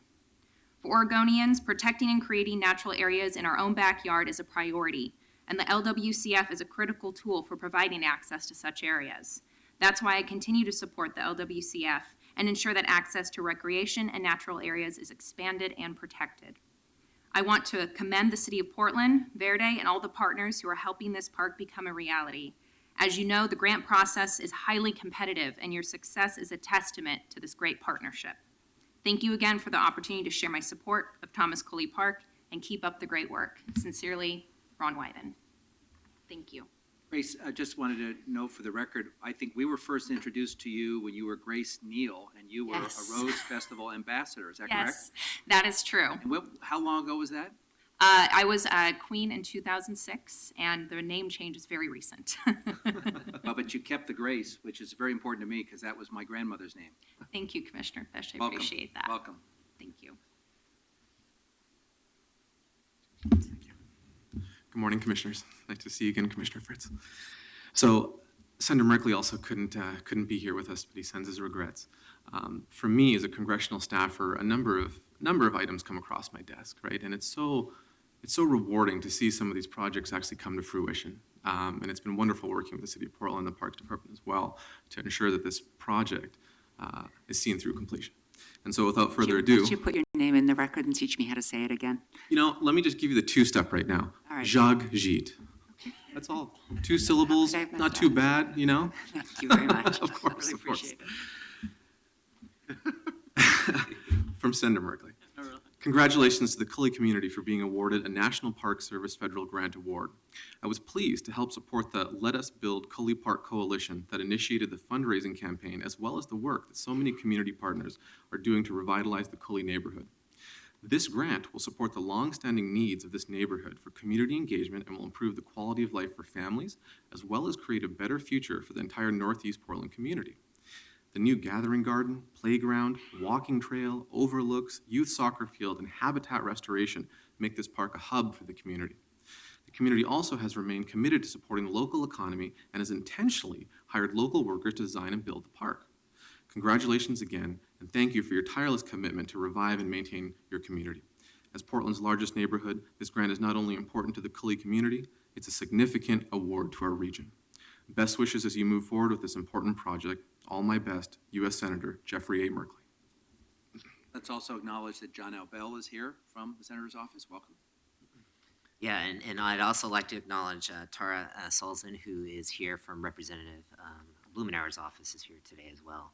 So clearly, this is a demonstration of federal support, state support, and Verde has been front and center, kind of leading the charge and pulling together partnerships, and it's been a great partnership working together. And just want to thank Alan for all the hard work that he's done, and it takes a parks team as well. And I know, Commissioner, you're going to thank some specifics there too. But it's been a great partnership. We're here to answer any questions you might have. Colleagues? Just one comment, as we celebrate this remarkable achievement, I learned just this week that we lost 2 trailer parks in Cully that were sold. And so it's a constant struggle, one step forward, one step backwards. And I wish we had a more robust tool to preserve that particular class of affordable housing in our community, because in this current market, it's particularly vulnerable.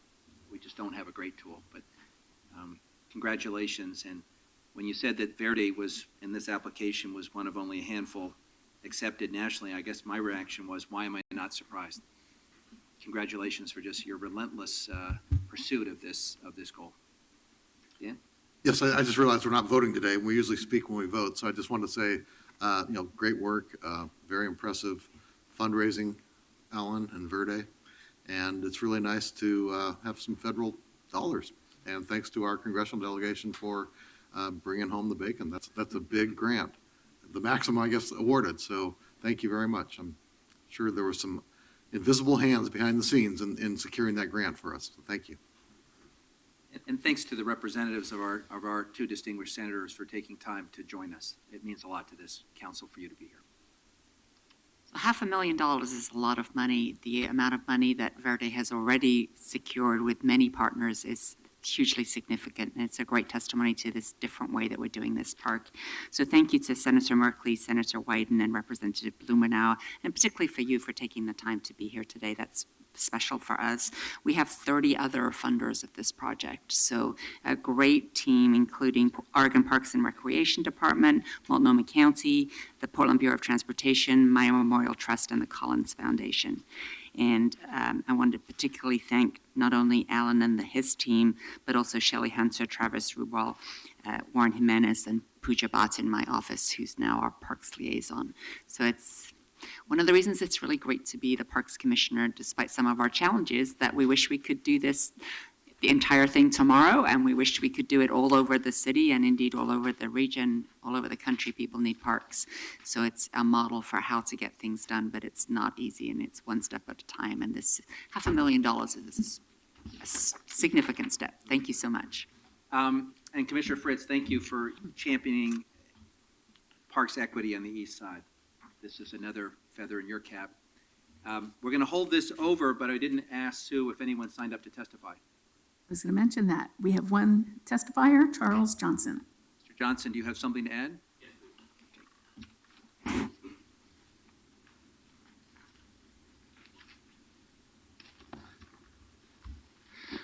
Thank you, Commissioners, and thank you for representatives from the congressional and senatorial offices. $500,000 is an important amount of money for Cully Park, or whatever we name the park in the Cully neighborhood. But $500,000 in a city that, as Commissioner Fish noted, is having a housing crisis, is losing low-income, affordable housing, is not a significant money. $500,000 is only the payroll for 5 of the 40 city attorneys. So I hope that while these energetic and committed young people that work on the senator's staff and Earl Blumenauer's staff are here, we will redouble our efforts to wrench from the hands of the federal government every penny we can possibly find to move Portlanders off the streets, and so they don't have to sleep in this beautiful new park. Thank you. Thank you, Charles. Anyone else like to be heard? So this matter will be held over until next week, Commissioner? We may be able to do it tomorrow if we have 4 tomorrow, but we'll see. So let's tentatively hold this over, Sue, till tomorrow, and then we'll make a decision at that time.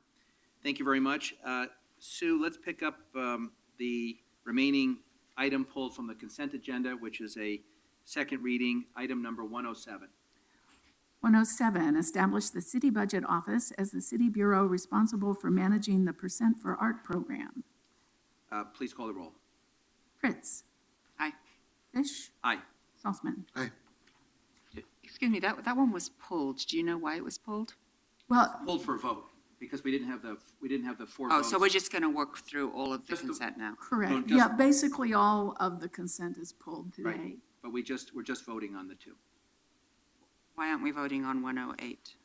because that's the instructions I was given. But we'll, Oh, yeah, 108 would be good. That's a second reading we could take. all right. And 109 has been asked to be continued to February 10th. Okay, so I'm going to follow the instructions of my colleagues. Let's take, if you could read 108, and we'll take a vote. 108, authorize a grant agreement to Portland State University in the amount of $51,766 in fiscal year 2015-16 for use by Portland State University Institute on Aging for the Age-Friendly Portland Initiative. It's a second reading, vote only. Fritz? Now that Commissioner Fish and I are both very happy to authorize this since we worked for it very hard in the full adjustments. Aye. Fish? Thank you, Commissioner Fritz, and I think it's worth noting that we are a city that takes great pride in being designated an age-friendly city. We're a city that adopted an age-friendly action plan. We're a city that has designated PSU as a key partner in implementing it. And after years in which our partner provided services on a volunteer basis, this modest grant allows us to fund some of the work we've asked them to do on our behalf. I think there are such things as good grants and bad grants. I think this clearly qualifies as a good grant with a key partner. I'm pleased to vote aye. Salzman? Aye. President, I believe we can do 110 as well. That's a Right. resolution. Would you please read 109? And I understand that's been returned to Steve's office. Oh, right, it'll be on next week. You just read it and then we'll do that. Yes. 109, apply for a grant from the Oregon Office of Emergency Management in the amount of $30,000 for the implementation of a collector application, a damage assessment tool. That will be held over. Without objection, we'll hold that over to next week.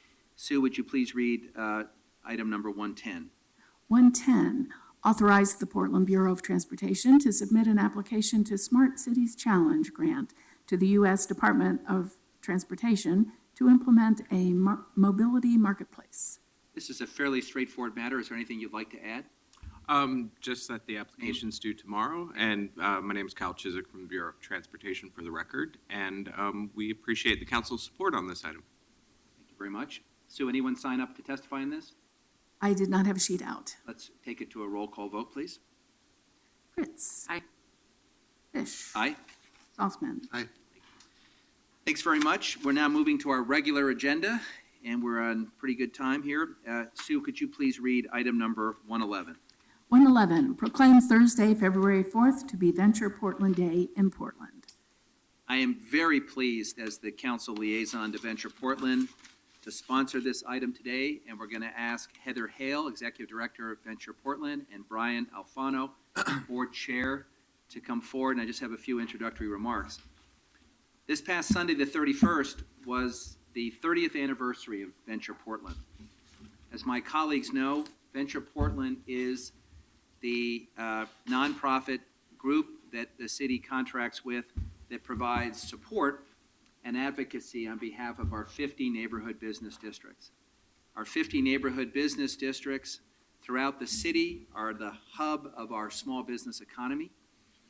A couple of statistics that Heather has ingrained in my head.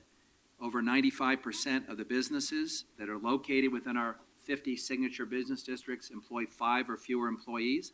So we are talking about the essence of our local economy, small businesses serving the local economy.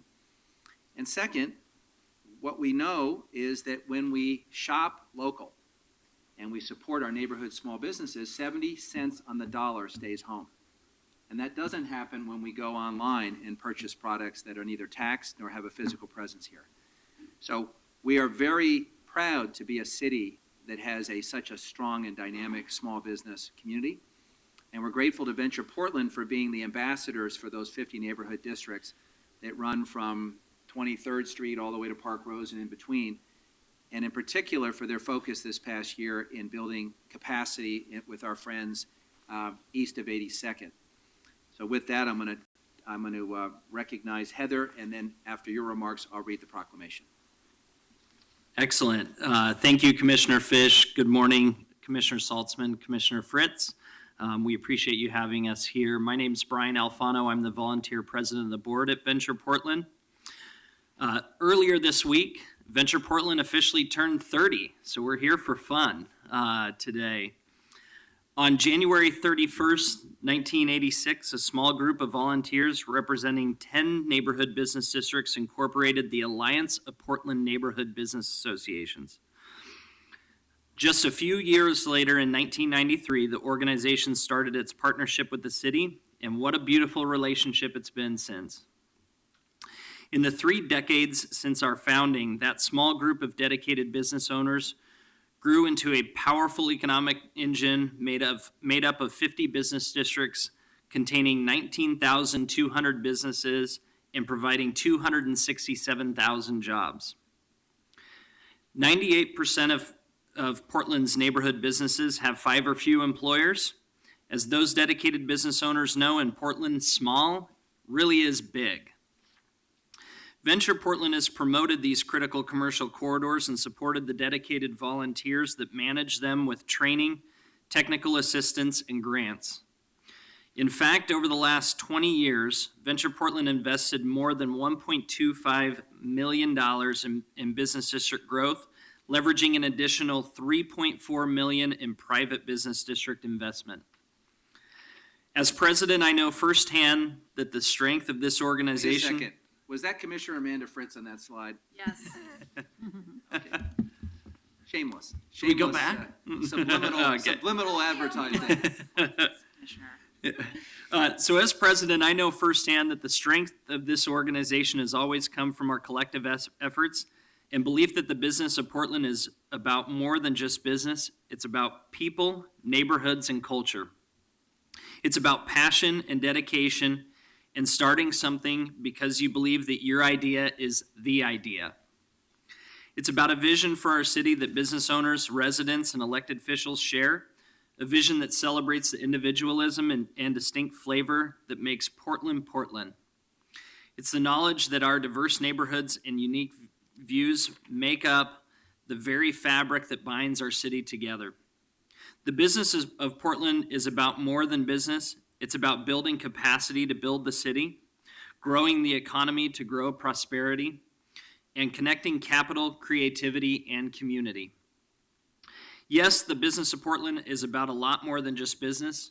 It's about growing business and connecting neighborhoods and making more out of the business districts we call home. The same entrepreneurial spirit and commitment to community that created this organization still drives Venture Portland. As you well know, we are the only entity in Portland that works exclusively at the district level, making us the support system for all of the city's 50 neighborhood business districts. As we move together into our 4th decade, I am excited about the opportunities ahead of us to continue strengthening Portland and the business districts we all care so deeply about.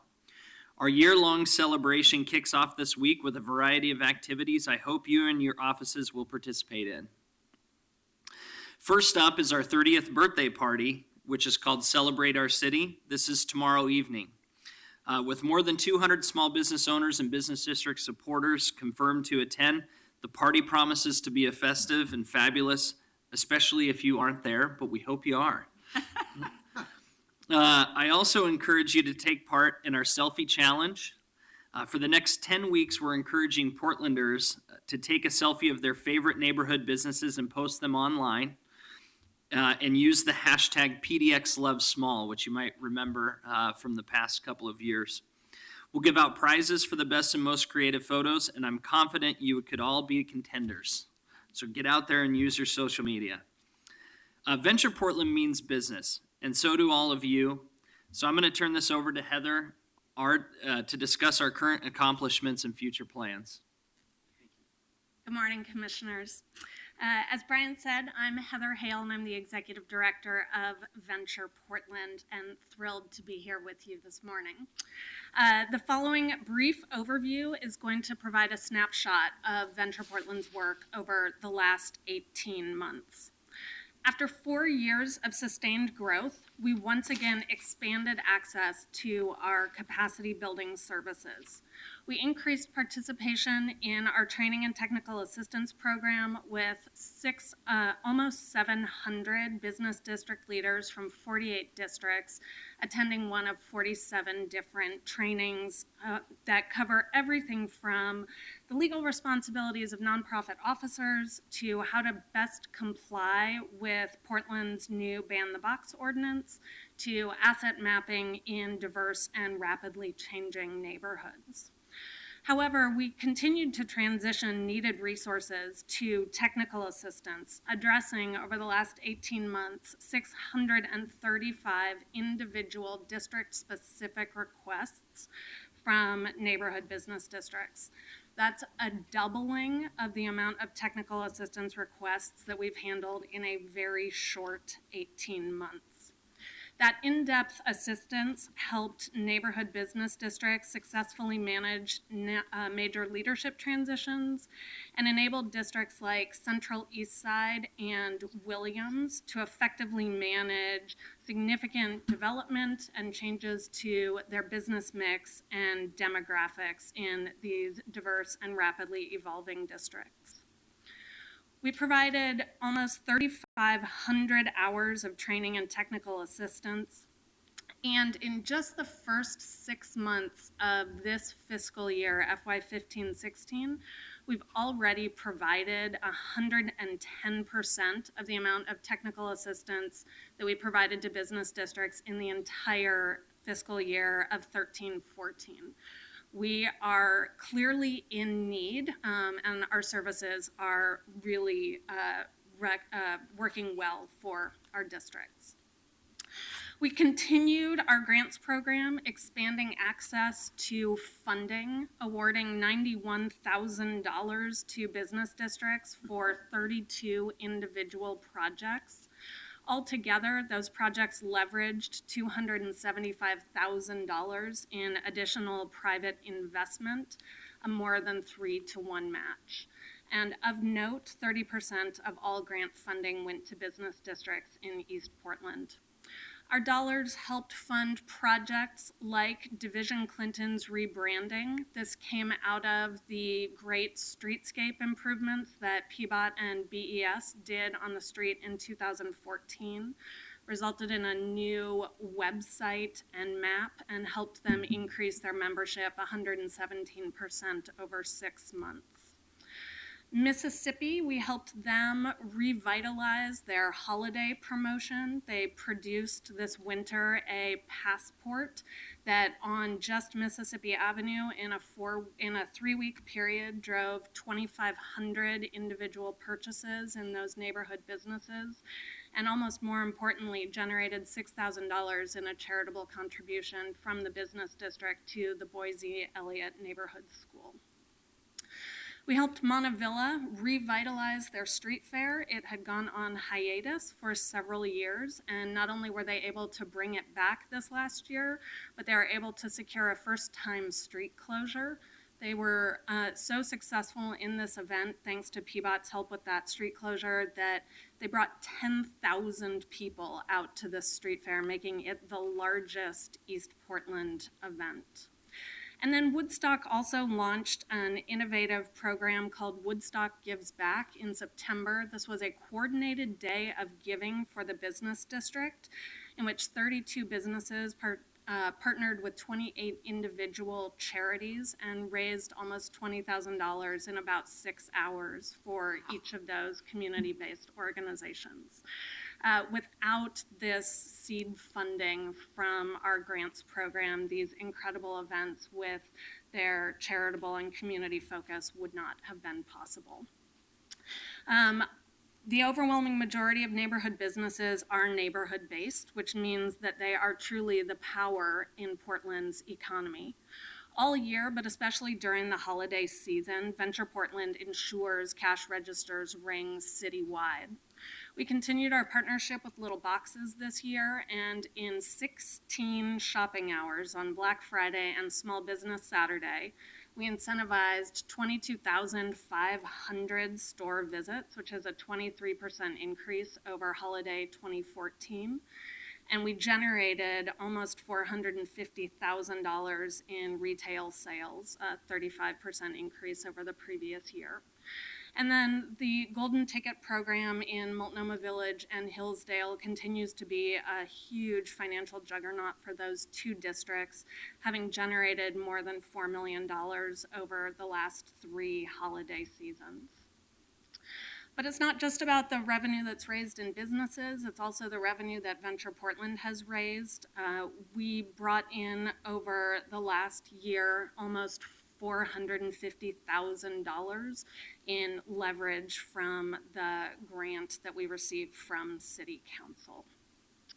We also partnered with City Council on a variety of things, helping you all and your bureau directors to connect directly with business district leaders and business owners, helping BES and PBOT mitigate the impact of construction on business districts. We hosted several mixed-use zoning and transportation system planning forums for BPS and PBOT, and coordinating with a full baker's dozen of city bureaus under Commissioner Fish's leadership. We helped to streamline the street fair permit process. I have to say, one of my favorite events that you hosted was when we had to deliver the bad news to a local small business that there would be some disruption on the street in front of their business and some jackhammering and replacing pipes.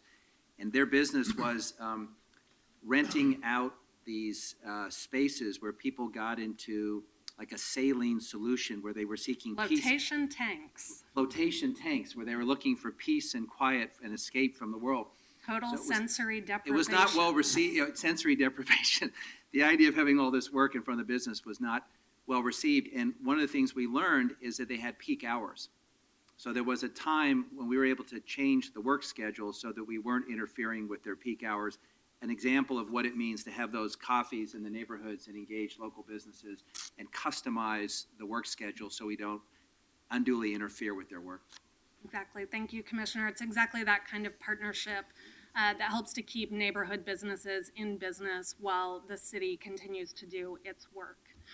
We also partnered closely in supporting neighborhood economic development efforts, including the NPI and Main Street programs, helped to increase sustainability at work certified businesses, and Venture Portland itself became an age-friendly certified business this year as well. Last but certainly not least, I want to recognize Venture Portland's exceptional volunteers, many of whom are here with us today. I'm going to ask them to stand up. In the last 18 months, our board contributed 2,455 volunteer hours to Venture Portland. That's equal to 0.77 FTE, or 31 hours a week. That's on top of the efforts of Venture Portland's very small but mighty staff. I'm now going to ask the team to stand up as well. It is this group that makes all of this work possible. Heather, could I ask you to make sure that the Office of Neighborhood Involvement knows about all of your volunteer hours, both in the business associations and what you just described? I'm pretty sure that we would be #1 in the country on volunteering if we just reported our hours. So awesome. Thank you very much. Absolutely. Would be happy to do Is that. it possible to put the board members' names into the record? I see Ann Sanderson from Woodstock. Could we just go around, just have everyone state their name? Starting with you, Ann.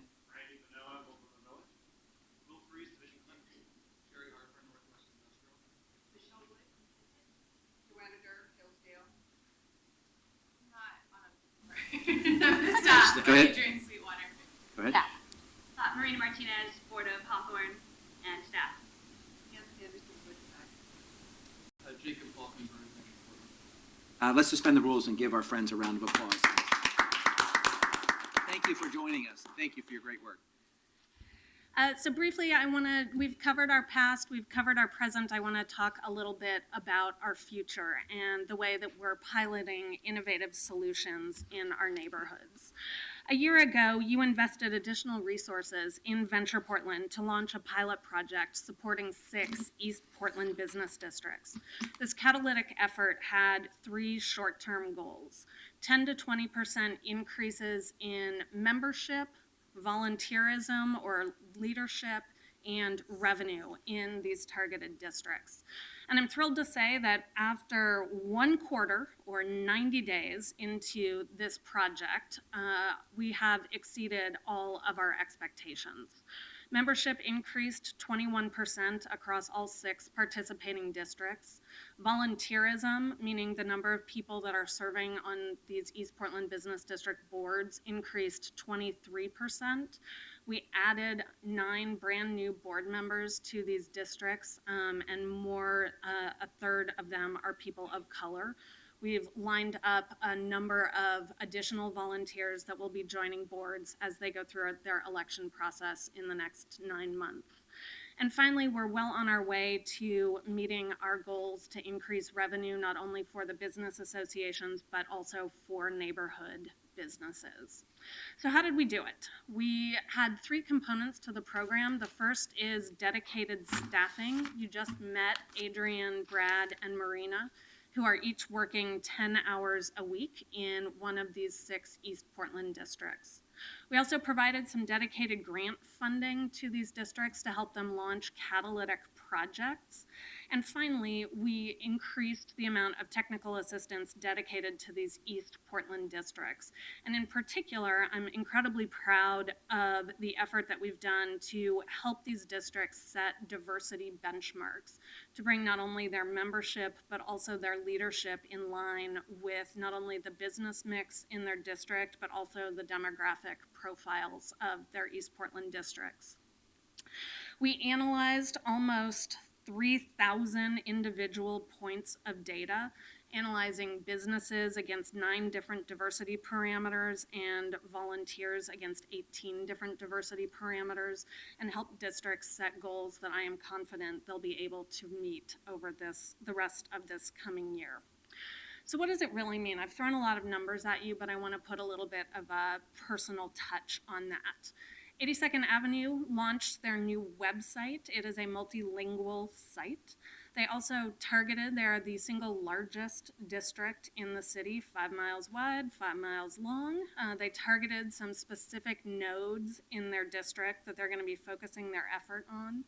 Later this month, they're launching the first in a series of quarterly business mixers, and be on the lookout because this summer they'll be launching a passport-style event called Around the World in 82 Dishes, highlighting the incredibly diverse array of excellent food in the district.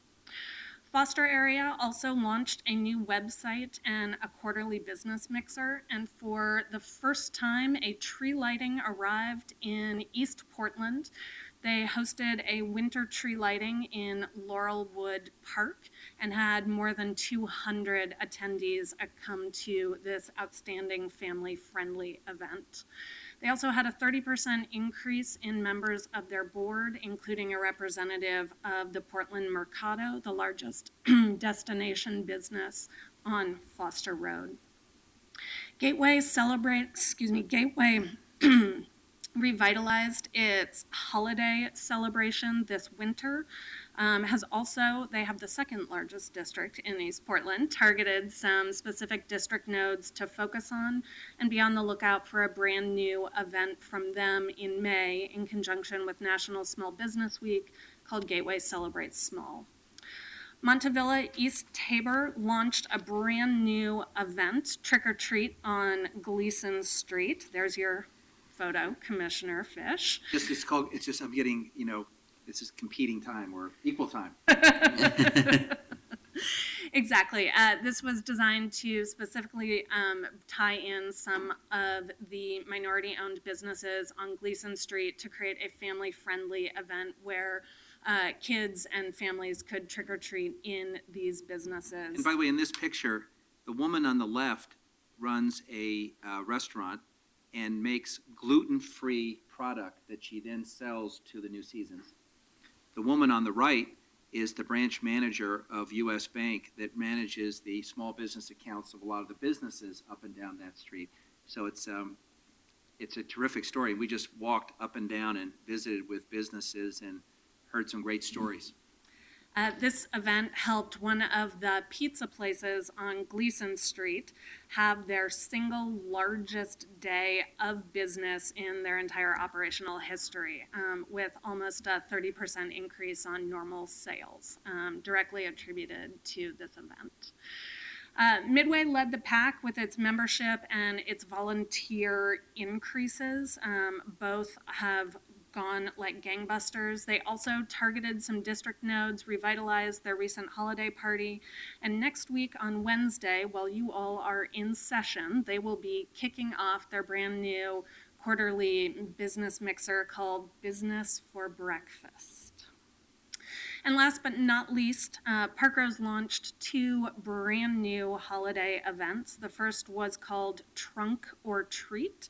It was in the parking lot of Parkrose High School on Halloween, and despite the 25 million gallons of water that fell from our sky during this event, they still had 700 kids and families attend and trick-or-treat, with businesses sponsoring having candy in their car trunks. And then they Probably a lot more pleasant in the rain than trudging around neighborhoods one by one. So yes, I think worked that out quite yep, well. I think that worked out very well. 300 million gallons of water went through our system on Halloween. It was the all-time record, eclipsed 2 weeks later by a new record, 450 million gallons of water going through our system. They were both what we call 100-year storms. And Dan, the big Parents pipe, are all laughing. They know. and the big pipe worked. It held. And it just goes to show that with all that water, this was truly a community-driven event that also had some incredible business results. Burgerville provided coupons to folks who braved the rain and came out in addition to candy, and they had the single largest one-day coupon redemption in the company's history following the event, which was great and really a revenue generator for them. And then finally, over the holidays, the Christmas holidays, Parkrose partnered with The Grotto, which has 60,000 visitors go through it each year, and is one of the destination businesses or destinations of Parkrose, and they partnered with them on a holiday promotion to get people encouraged to shop locally in Portland. So it's working. And we are hoping that in partnership with you over this coming year, we'll be able to continue our momentum in East Portland and explore expanding this innovative program into North Portland. The issues facing North Portland districts are not exactly the same as those in East Portland. However, what you have in North Portland is startup business associations. They have the targeted ones that we're recommending have all been in place for 5 years or fewer. And in that time, their district has gone through massive change and is dealing with historic gentrification issues. This last 30 years has been an exceptional ride. We are incredibly pleased to have been able to partner with all of you, and we hope that you will continue to celebrate with us as we go through the next 12 months of our Diamond Year. Thank you. Wow. Colleagues, why don't I go ahead and read the proclamation that the mayor has issued, and then if I could beg your indulgence, we'll take a picture with our friends. And Just make a remark before you do Please, that. yeah. Thank you so much. It's great to, when you get city funding and you're asked to do things, to come back and tell us what you did, and to bring so many members who are, I'm sure, are taking time from their small businesses to be here today. Very much appreciate that. I won't be able to join you tomorrow night. I had previously committed to the Madison High School Rebels. They have a group at Madison High School called the Rebels, which is anti-tobacco, and they're having an event in the park to make sure that people remember about our smoke-free parks. So I will be diligently probably picking up cigarette butts in the rain while you're having a good time at the Melody Ballroom. But They'll raise a glass I for will you. be thinking of you. Thank you, Commissioner. Well, thank you. It's very impressive what you've done and what you're doing and how you're growing. And I'm pleased to say that this holiday season, I spent all my gift dollars locally. Excellent. Thank you, Commissioner. Heather, thanks to you and your stellar team for all your great work. Brian, you've been the board chair for now how long? This is my third and final year. Well, you've done a wonderful job. You've really been a model board chair. Thank you for your service. Thank you. Thanks to the other board members that are here and representatives of our other districts. I know the mayor wanted to be here. He's sick at home, but no doubt he's listening. And I have the great honor of reading the following proclamation that the city of Portland has issued today. Whereas 30 years ago, a small group of visionary neighborhood business owners came together to create an organization to strengthen the more than 50 neighborhood business districts in Portland. And whereas neighborhood business districts serve the diverse communities that surround them, produce a wide variety of high-quality goods and services, drive Portland's local economy, and contribute to the city's goals of healthy, connected neighborhoods. And whereas Venture Portland works with neighborhood business districts to host 200 public events each year, drawing more than 1 million visitors and strengthening Portland's unique identity. And whereas Venture Portland, in partnership with the city, has invested $1.25 million in business districts, funding 468 projects and leveraging nearly $4 million in additional private investment. And whereas Venture Portland provides almost 2,000 hours of training and technical assistance to neighborhood business districts each year, and whereas Venture Portland has strengthened connections between neighborhood business districts, and city bureaus, helping ensure that the city that works truly works for local businesses. And whereas Venture Portland's passionate volunteer leadership is made up of representatives from every business district who collectively contribute more than 1,700 volunteer hours each year. Wow. And whereas on January 31st, Venture Portland celebrated 30 years of supporting neighborhood businesses and business districts. Now, therefore, I, Charlie Hales, Mayor of the City of Portland, Oregon, the City of Roses, do hereby proclaim Thursday, February 4th, to be Venture Portland Day in Portland, and to encourage all residents to observe this day. Let's have a round of applause. And can we get a picture with everybody, including our guests?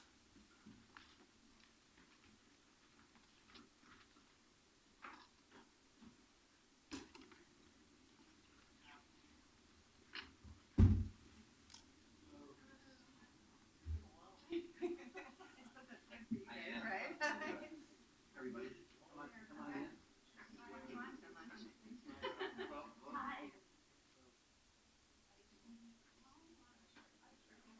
Joining us. Well, get in here and behind you. Back. Wall, squeeze. We'll do a 1, 2, 3 Venture Portland Day. 1, 2, 3. Venture Portland Day. And another. All right.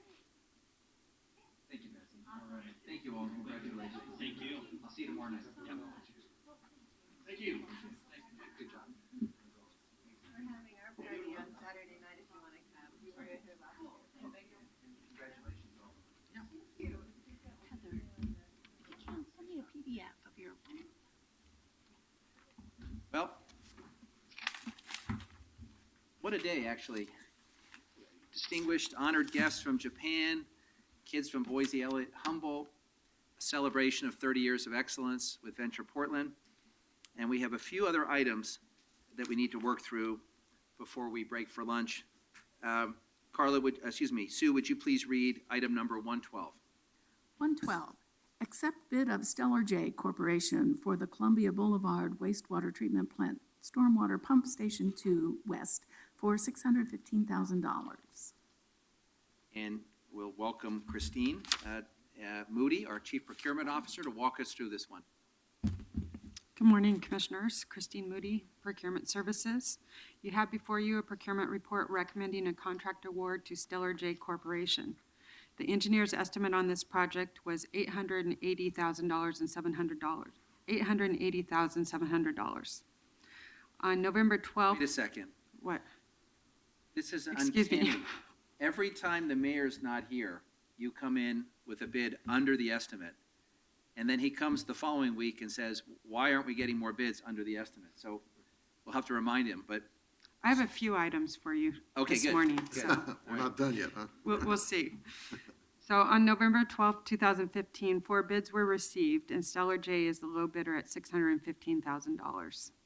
The city identified 2 divisions of work as potential minority, women, and emerging small business subcontracting opportunities. MWESB participation on this project is at 6.2% in the areas of concrete cutting and hauling services. I will turn this back over to council if there are any questions, and Scott Gibson from BES is here as well. Colleagues? That's a unusually low percentage of minority women emerging small businesses in this contract. Is there a particular reason for that, or are the subcontracted work things that don't tend to get minority and women businesses in them?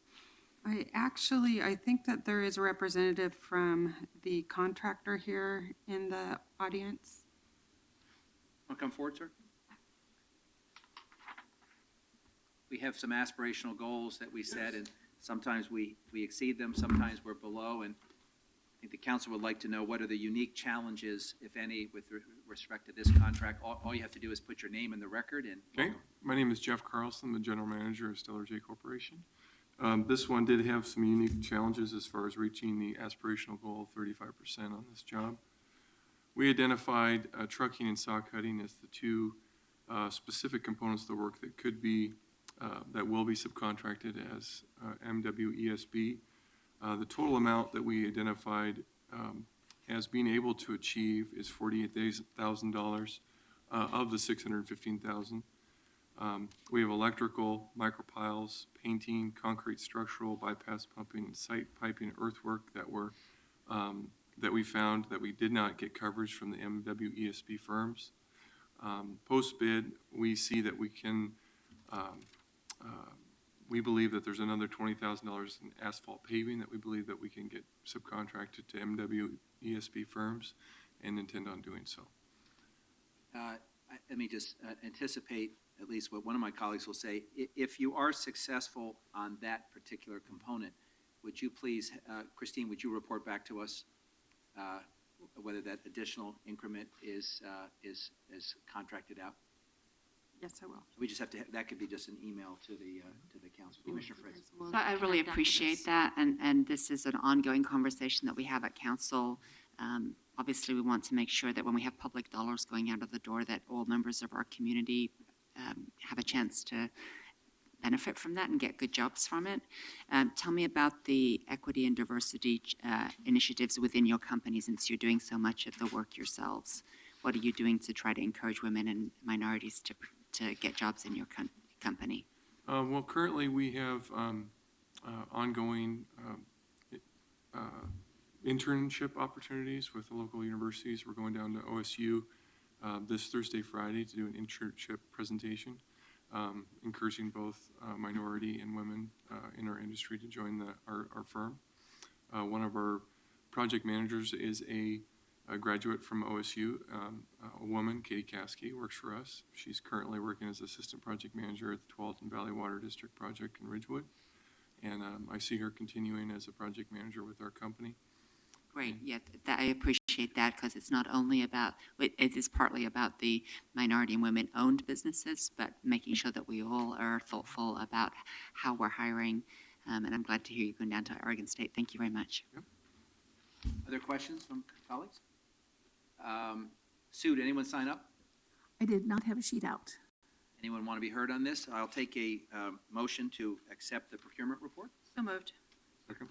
Sue, would you please read the roll? Fritz. Thank you for taking the time to be here. Aye. Absolutely. Fish. Aye. Saltzman. I appreciate you being here. Aye. Good luck. It passes. Congratulations. Sue, would you please read item number 113? Accept bid of Emery and Sons Construction Group for the 2016 Local Improvement Districts project for $580,812. Christine Moody. Christine Moody, Procurement Services. You have before you a procurement report recommending a contract award to Emery and Sons Construction. The engineer's estimate on this project was $500,000. On December 22nd, 2015, 4 bids were received, and Emery and Sons is the low bidder at $580,812, which is 16.8% over the engineer's estimate. The city identified 9 divisions of work for potential minority, women, and emerging small business subcontracting opportunities.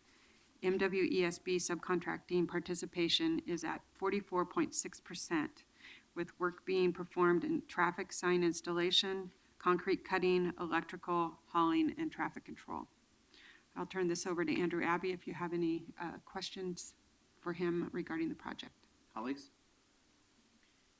Andrew Abbey, Local Improvement District Administrator. I passed out some testimony from Jonathan Mollison of Beam Development. We do have the Burnside Bridgehead, which is rapidly nearing completion of construction. They're quite anxious to have a new street serving that development. So we've been on a pretty aggressive design and construction timeline to meet that. So this is right in line, keeping on schedule to make sure there's a street serving the Burnside Bridgehead.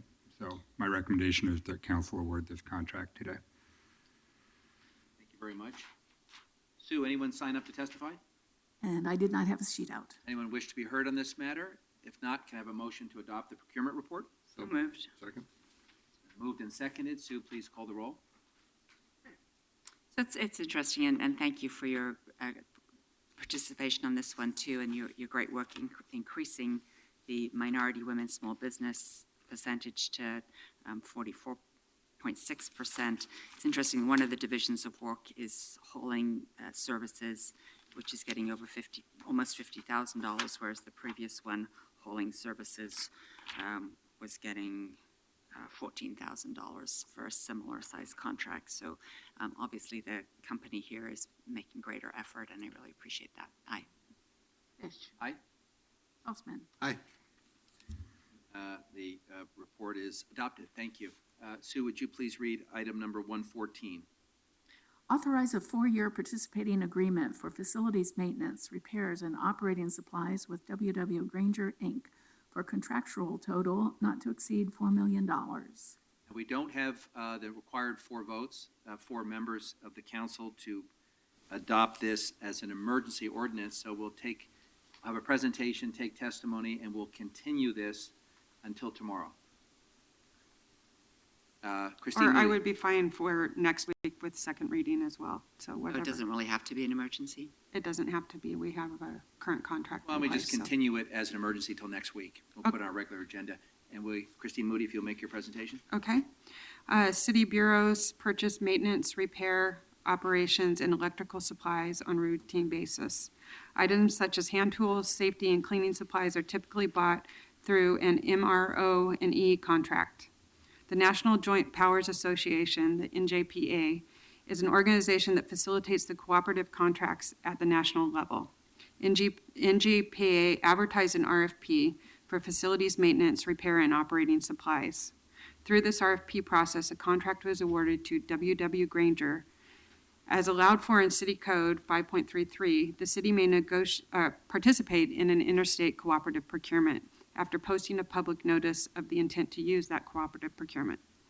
A notice was posted on December 15, 2015, and no response was received. So what you have before you is an ordinance recommending the authorization of a participating agreement to WW Granger on a cooperative contract for a 4-year not to exceed amount of $4 million. I'll turn this back over to council if you have questions. And it would be all right with you if this were not going to go into effect from 30 days? It doesn't really need to be an emergency. Commissioner Fish, the reason I mentioned That's that is I believe we don't have 4 next week either. So we could just pass it to second reading and then, if necessary, we could take the emergency clause off. well, we could take the emergency clause off now and then it passes to second reading and just gets passed. That would be fine with us as I'll well. entertain a motion.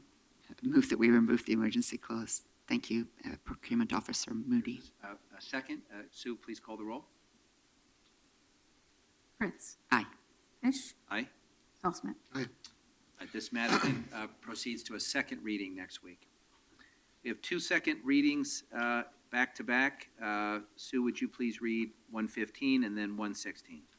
115, authorize a contract with the lowest responsible bidder for construction of the Fano Basin Pressure Line System upgrade, project number E10599, for an estimated total of $1,173,000. Fritz. Aye. Fish. Thanks to Scott Gibson and the team for their presentation and their good work. Aye. Saltzman. Aye. Matter passes. Item 116, authorize the use of the cooperative procurement method to enter into a contract with Wolfwater Resources, Inc. in the amount of $459,445 for the Sandy River Engineered Logjam Project. Fritz? Aye. Fish? I love this project and the idea that we're actually constructing what normally beavers would put in the Sandy River in order to enhance habitat pursuant to a federal regulatory permit is a great story. And appreciated Eddie Campbell's presentation last week. Aye. Salzman? Aye. And that passes. We have one more item, and that is item number 117. 117, assess property for sidewalk repair for the Portland Bureau of Transportation. Who's here for this? Good afternoon, or it's still good morning. Good morning. I'll kick it over to you. I'm Sherry Matias from the Auditor's Office. I'm Mike Zeller. I'm a sidewalk inspector with maintenance. Lee Munson from Peapod. Welcome. This ordinance is for sidewalk repair on property that is required by the city. Any remonstrances have been pulled from this assessment and are not in this ordinance. Well, that's the most efficient presentation I've heard. Are you giving back the remaining 14 minutes of your presentation? Okay. Questions or comments, colleagues? Does anyone wish to be heard on this? Hearing none, this will go to a second reading next week. Thank you very much. I really appreciate you being here in case we had questions. Thank you very much. Colleagues, that concludes our morning agenda items. We have one time certain this afternoon at 2 o'clock, and council's adjourned.